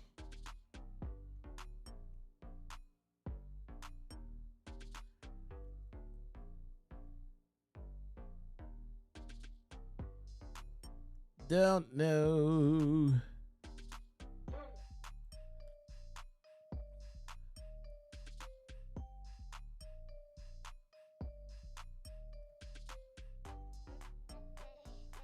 But his ass, he needs to get locked up for Pac though, man. Real fucking talk. And while we on the subject, we know what happened. We know what happened to Pac.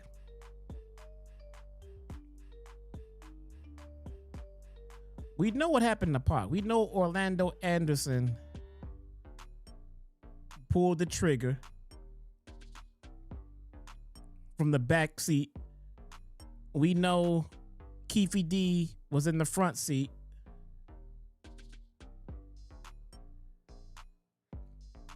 We know Diddy put the hit out. What we don't know is what happened to Biggie.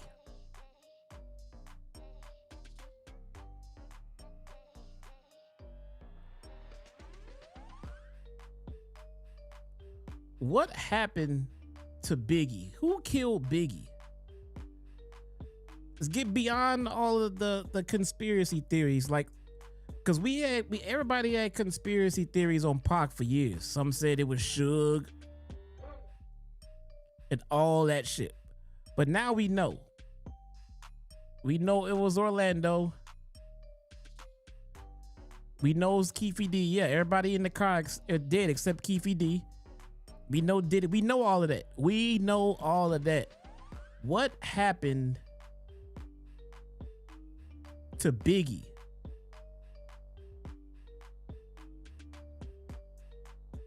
That's what I want to know now.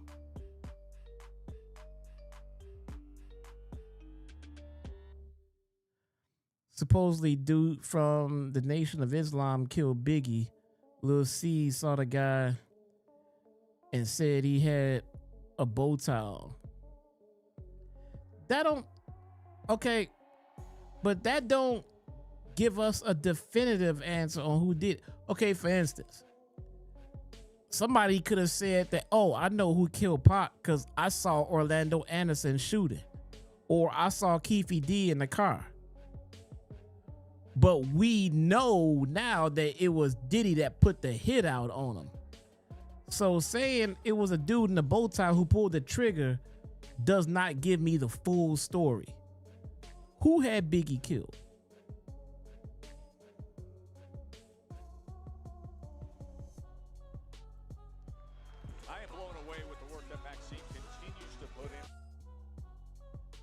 Who had Biggie killed?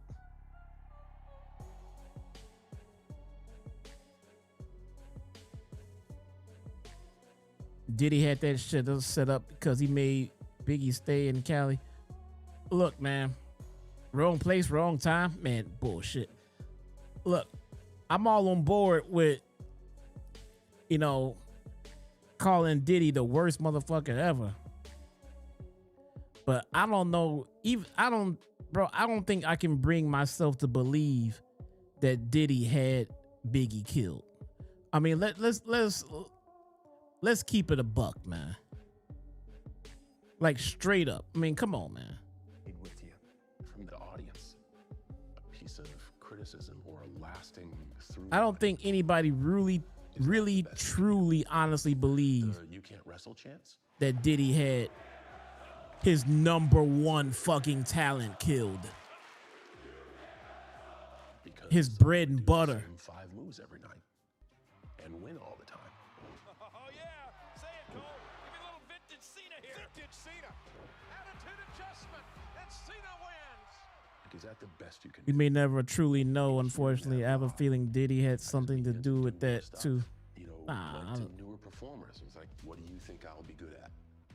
Can you teach me some stuff?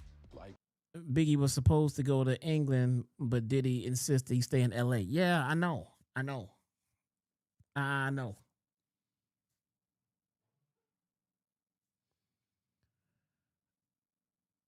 Look how he was dancing at the funeral after, bro. Man, yeah,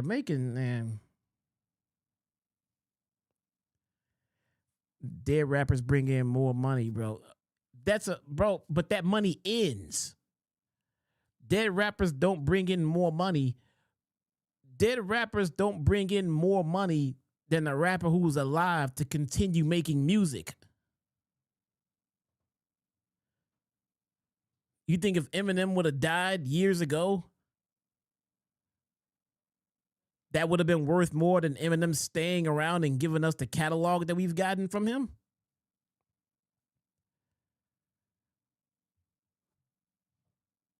You would have made more money with Biggie alive.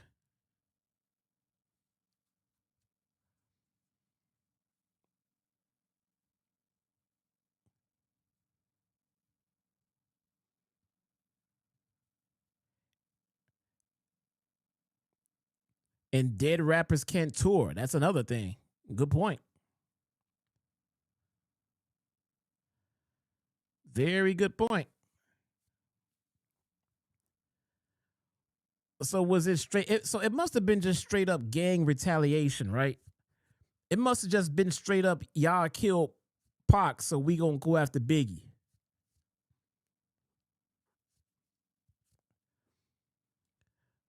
Look how Bad Boy blew up after Biggie. Bro, Bad Boy was already on an uprise because of Biggie. You talking about look how they blew up after Biggie died. Imagine where Bad Boy would have gotten to if Biggie had stayed alive.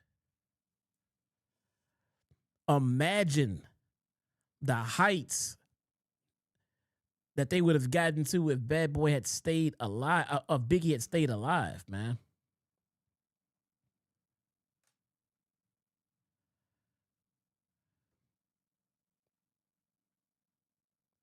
Greatest hits albums and hidden demos and post monstrous albums still sell. You see how successful Pac was after he died. Bro, he was success. He's not gonna be more successful. You know, Eminem almost overdosed and died.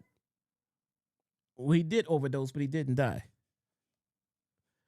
Imagine if he had passed away. That does not mean that he would have made more money than he did when he was alive. Hold on.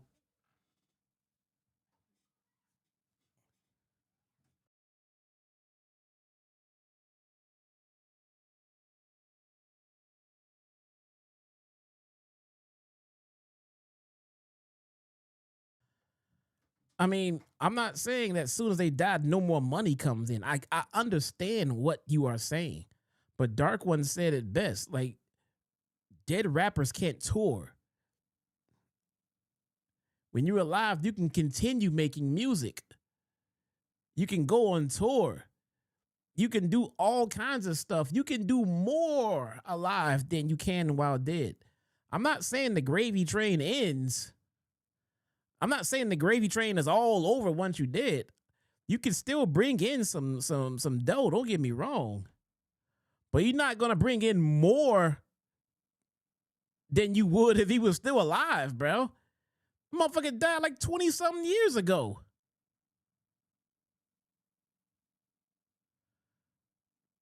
That motherfucker died like 20-something years ago. How much music do you think these dudes would have made in the last 25 to 30 years? Use your brain for a minute, man. Think about it.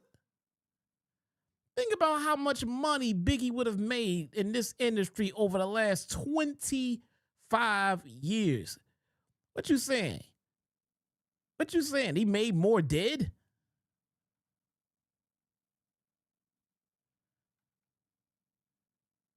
What you saying, man? If Biggie stayed alive, he wouldn't have been on Bad Boy much longer. He was trying to start his own thing. Bro, he could have started his own thing and Bad Boy would still be making money on him. Eminem started with Dr. Dre. And then Eminem started his own thing with Shady. That don't mean he threw messing with Dre. That don't mean Dre ain't getting paid off Eminem because they still on the same distributor. They still together, man. Bro, they would have made billions together over the last 25 years. The little shit that he made after he died is chump change. Biggie only released one album while he was alive. Biggie only released one album while he was alive. Imagine what he would have done in 25 years. You think Bad Boy wouldn't have had anything to do with that? Shit.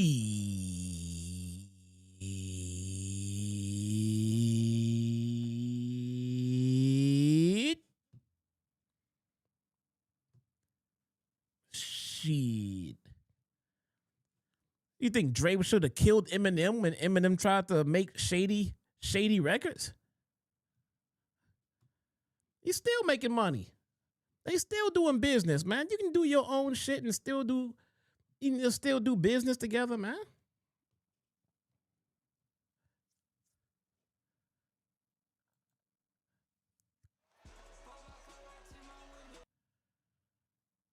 Shit.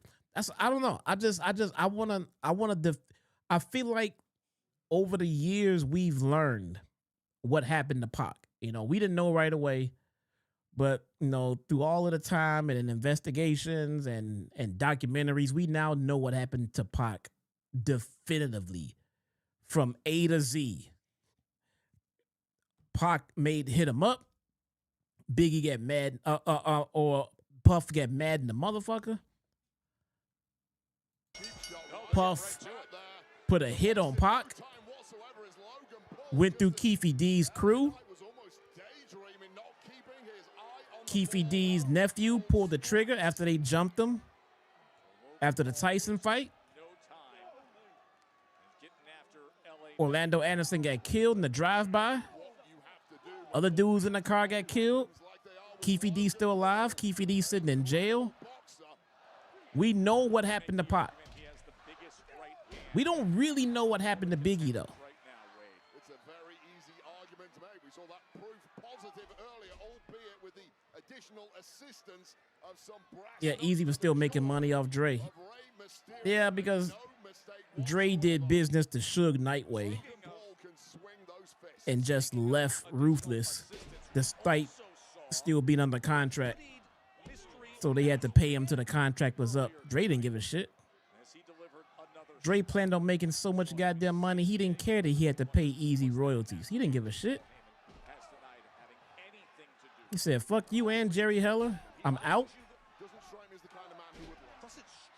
He felt like the money he was going to make and had to pay Easy was going to outweigh the money he was getting ripped off on for staying with Ruthless. So that made sense. We'll probably never know what happened to Biggie. Bro, somebody has to know. Like you said, it was dude in the bow tie who pulled the trigger or whatever. Somebody know. Somebody know.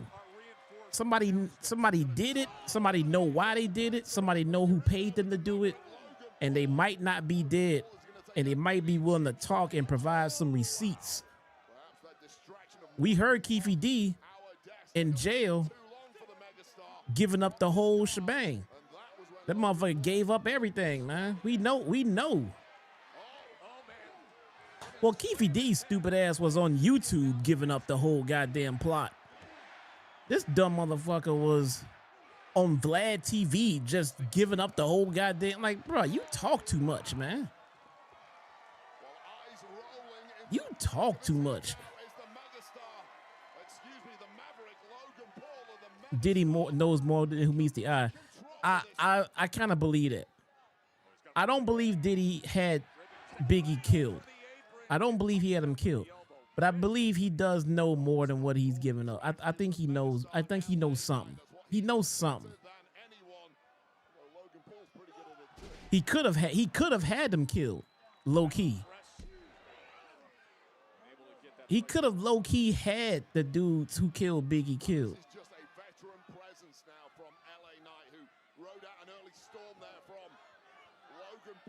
This motherfucker blew up Kid Cudi's car over Cassie, yo.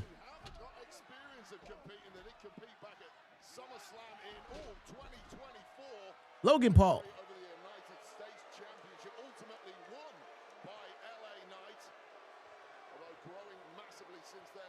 Y'all see they had the Gigolo on there talking about how Diddy was getting cucked with him and Cassie.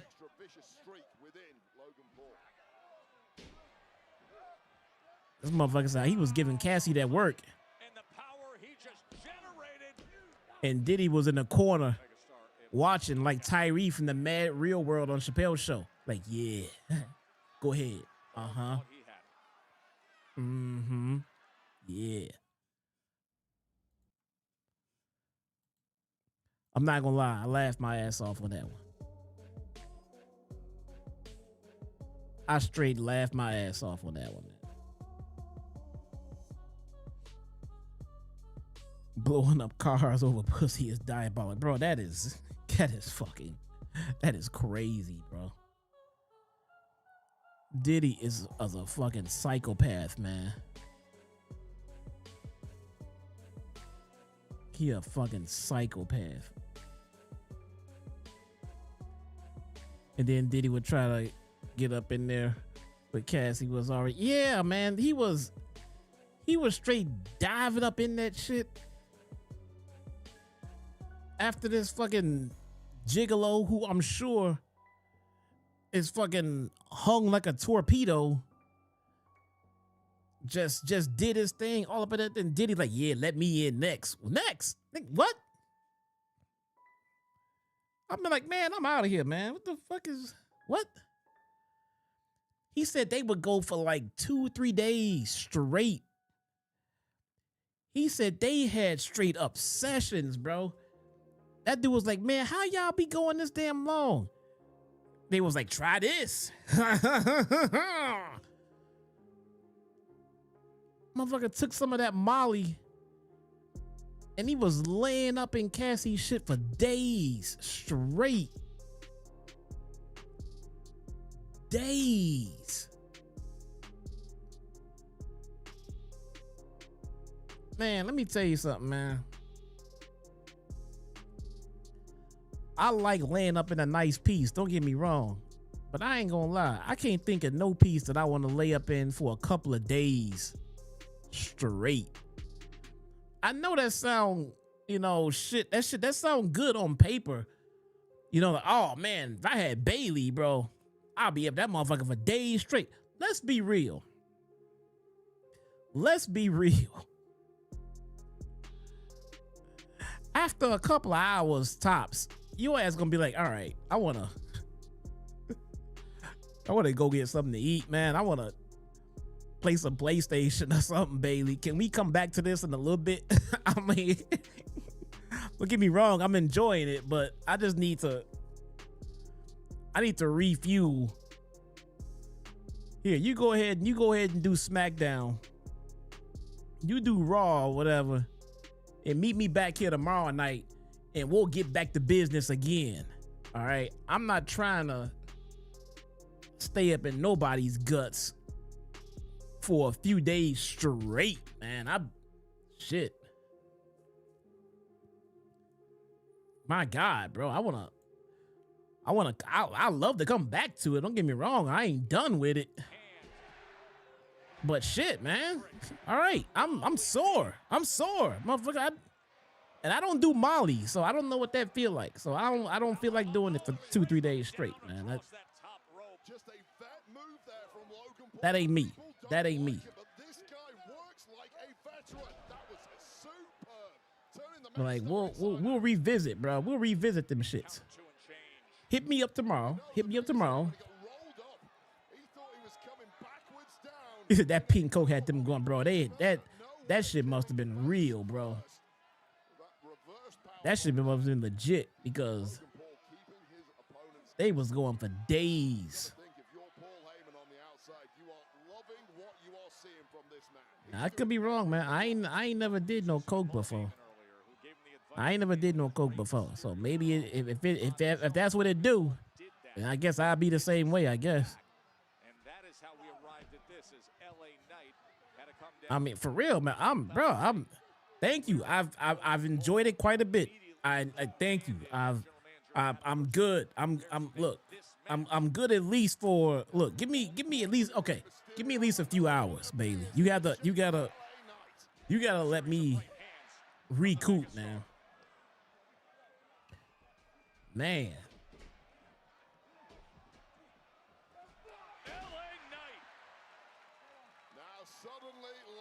XC was that shit back in the day. I ain't never tried it, man. I ain't never did no hard drugs in my life. I mean, I've been too much of a wuss to even try it, man. Been too much of a wuss to even try it. I didn't even smoke weed for a long time. I couldn't because of the job I had. I couldn't. It wasn't legal and all that shit, and I just couldn't. Wasn't worth it to me. What a week it has been for LA Knight, who emotionally has been on a massive roller coaster. Of course, he lost the final of the John Cena last time is now tournament just 3 days ago on SmackDown. Absolutely devastating loss, both physically and mentally, to Gunther. But immediately back in the firefight is LA Knight. You ain't never did drugs, period. Hey, that's all good, man. Nothing wrong with that. Taken from him mentally and physically. Nothing wrong with that. Showdown against Gunther. The Punisher got a book out about the Diddy situation. It's a good read. The Punisher? What?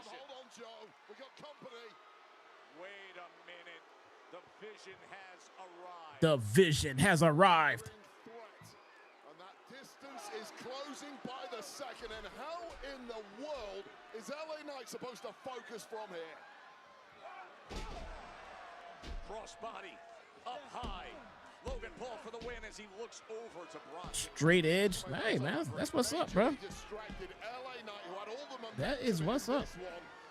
I ain't never want to make fun or shame people for not doing drugs and not drinking, man. That's how it should be, bro. That's what I'm gonna teach my kids. That's how it should be.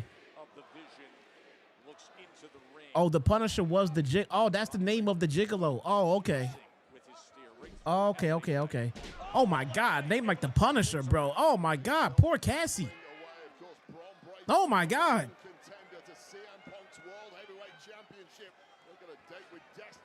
for 2 or 3 days straight. Oh my God, that woman. But right now there is business to take care of because whose game is this?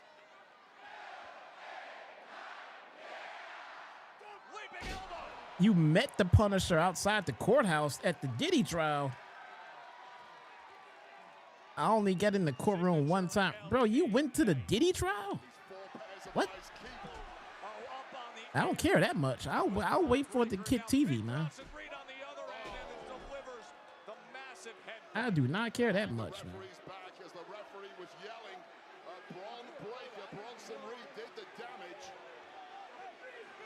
Now an enraged Braun Breaker wants him there. Cassie got a sinkhole down there. Fucking name the Punisher, man. Oh my God. You know he gave her that work, man.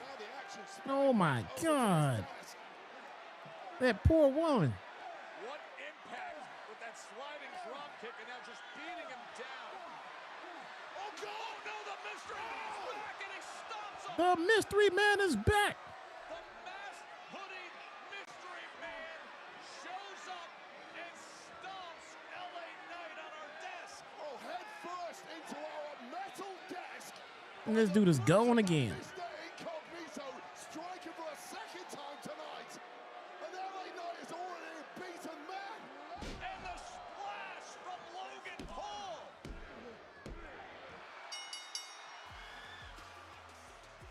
Here is your winner, the Maverick, Logan Paul. Well, I'll tell you something, Joe Tess. It ultimately took 5 people to beat LA Knight, including Logan Paul wins. This is your reward, LA Knight, for stepping to the vision. This is bad news. Oh, God. Cassie didn't look bad, bro. Cassie had it going on, man. It's not just about wins, is it? It is about Telling you right now, I would not touch that shit though. What a spear was just plain. Knowing what I know now, man. I mean, this is just an assault. Like if I was legit straight up single and like her age and like, you know what I'm saying, met her outside of this, you know, and she's recovering and trying to get her life back in order, would I date her? No. Stop him, Joe. I absolutely would not date Cassie. I would not. Not at all. Spear and 2 tsunamis after being stomped. After hearing what she's gone through and hearing that this motherfucker like baby oil and blowing up cars, Please, I might find baby oil all over my car, man. No. No, no. I'm good. And gingerly creeping in there, a medical staff, a referee. Carrier, shit, she a host. Damage simply done. And these are major physical consequences to Look at these sick fucks one more time. the line by getting in the way of Vision business earlier tonight, attempting to stop an assault on the Hall of Famer Rey Mysterio. Thank goodness that they are. When they come back from commercial, I'll still be talking. You may walk away from me now. Bye. Did he just say sit into a commercial? I guess we're gonna hear from Paul Heyman in the And he gonna be talking while they on commercial?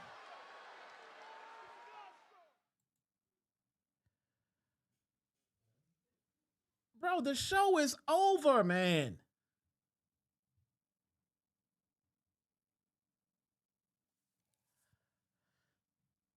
Oh my God. WWE and their fucking commercials. D Nice, tell us how awesome the commercial breaks are in WWE. Come on, man. Let's hear it. Let's hear it, man. Let's hear how WWE does commercials perfectly.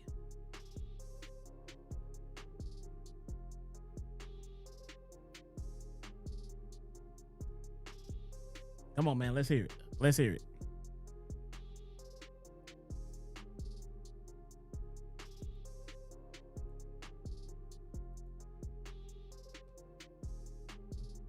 Got to pay the bills, bruh.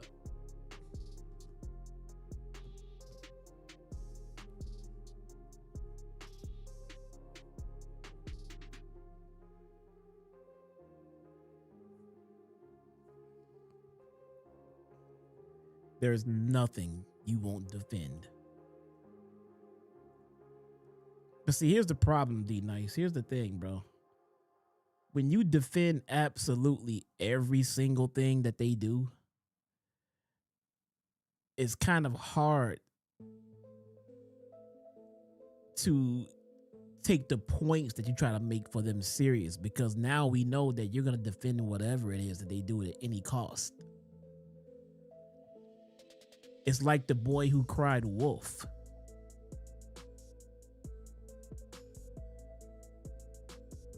At some point, he's going to be telling the fucking truth. But then you're probably just thinking, oh my God, here you go again. Like, no, I'm serious this time. Yeah, we know.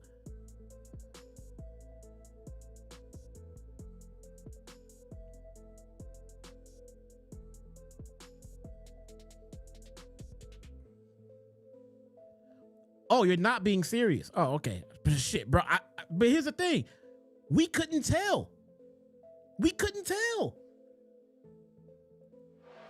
figured you actually really was defending it.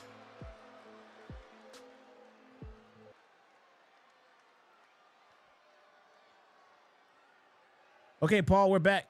Go ahead.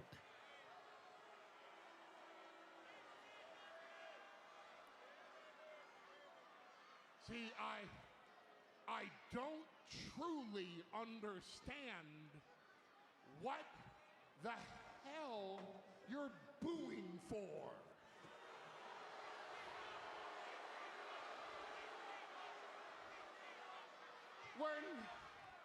When you live in a hellhole, like, here's an example.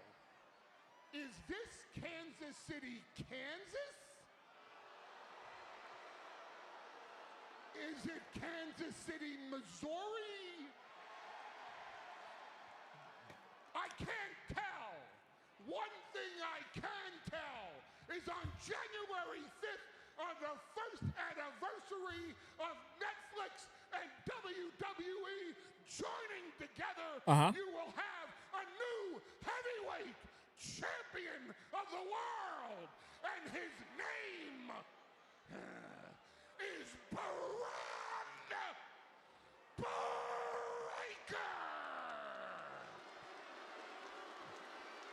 All right.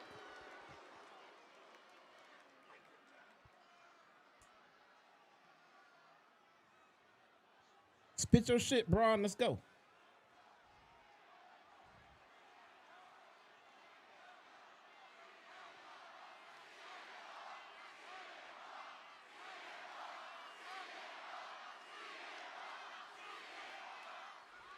I just have one question. Just one? Where is CM Punk? Okay. He's certainly not here, because if he was, there would be 2 losses in back-to-back days in Kansas City. I don't mean where is CM Punk physically. I mean, where is the CM Punk? Because this new guy, this new nice guy, CM Punk, I don't buy it. I don't believe him. You're telling me that all of a sudden he comes back to WWE, he's the nicest guy ever, follows all of the rules, takes pictures with all the young talent in the back, and puts them on the internet just so everyone would go, wow, look at that CM Punk guy, he's a terrific fella, isn't he? I like this Braun Breaker guy. Fraud! I don't believe him. Here's something. Imagine preaching your entire career every single week that I'm straight edge and I've never done drugs a day in my life. I've never had a sip of alcohol, whoop-de-doo. And then, turns out, he ends up looking like the biggest crackhead anyone's ever seen. I like this guy.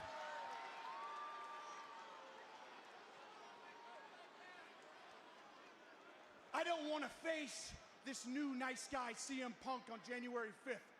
Because honestly, Punk, if that's what I'm going to get, you might as well stay at home and vacate the championship, because I could beat that CM Punk easy. What I want is the old CM Punk.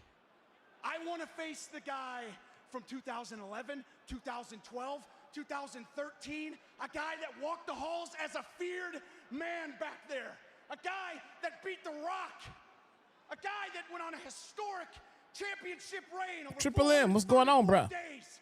Thanks for spelling my name right. As a young man, in my eyes, Dark one. one of, if not the greatest wrestler to ever lace a pair of boots. That's the guy that I want to face.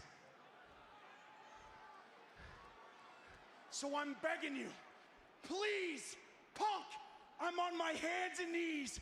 Please give me the old CM Punk, because I want to beat the greatest superstar to ever lace a pair of boots. Because if I don't get that version of CM Punk,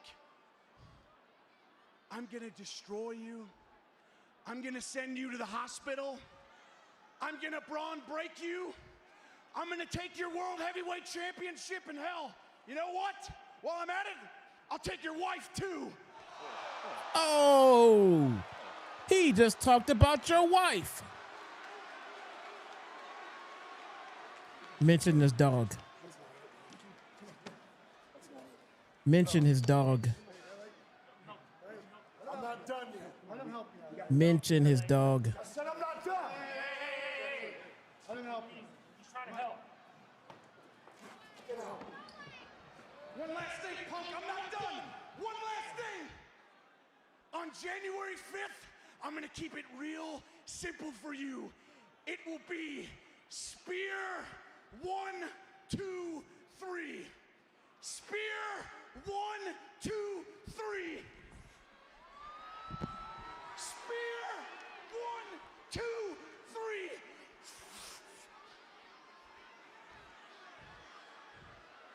Spear 1, 2, 3. He won't, because Punk would actually kill him. Bro, he just mentioned his wife. Bronson Reed continuing the attack on. Unless he was fucking that dog, he should be more offended. Now. We need security down there. LA Knight needs the hospital. How is he gonna? Oh no! Security even taking right hands. I mean, security are not in any hurry, and who can blame them? Oh, no. Yeah, you took that already, huh?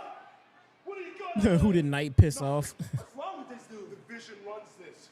We run WWE. You're tripping, bro. You're tripping, bro. It's over. This guy's out of his mind. It's like what he said about Punk being a... Come on, where's Punk? Where's Punk? Did Punk just now show up to work at the end of the show? Beatdown continues. LA Knight doesn't know what's good for him. Just stay down. Damn it.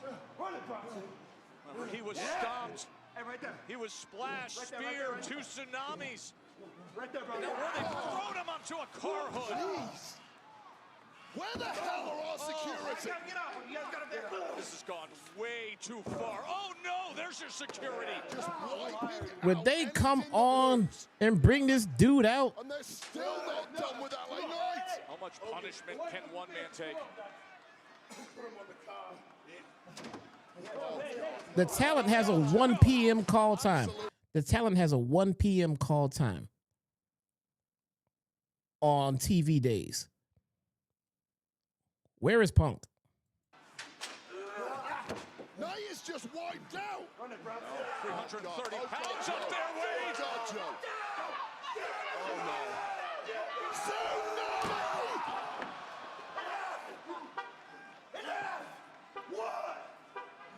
Look at Jessica Carr. That's my car.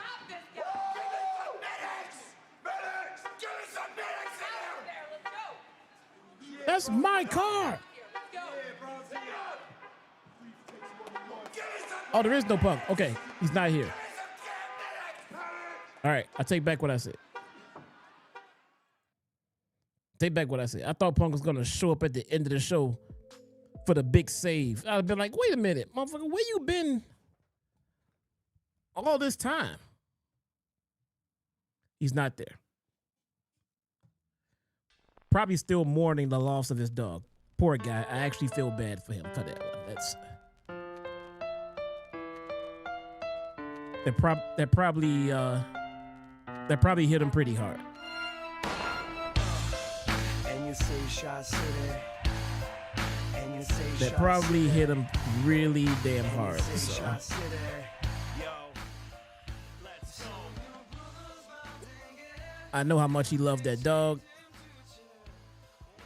He probably needs some time to come back from that one. Guys, that is it for today's show.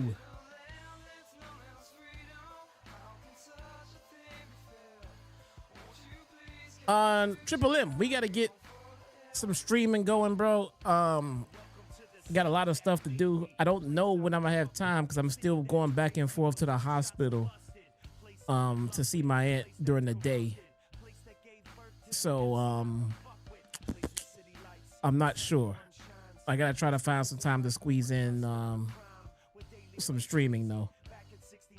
Because during the day I'm doing that, then I'll come back here, then I gotta take care of the family and all of that stuff. But we'll figure something out, man. I'll hit you up. That is it for today's show. I will see you guys on Wednesday for Dynamite. I will see you guys next time. Peace.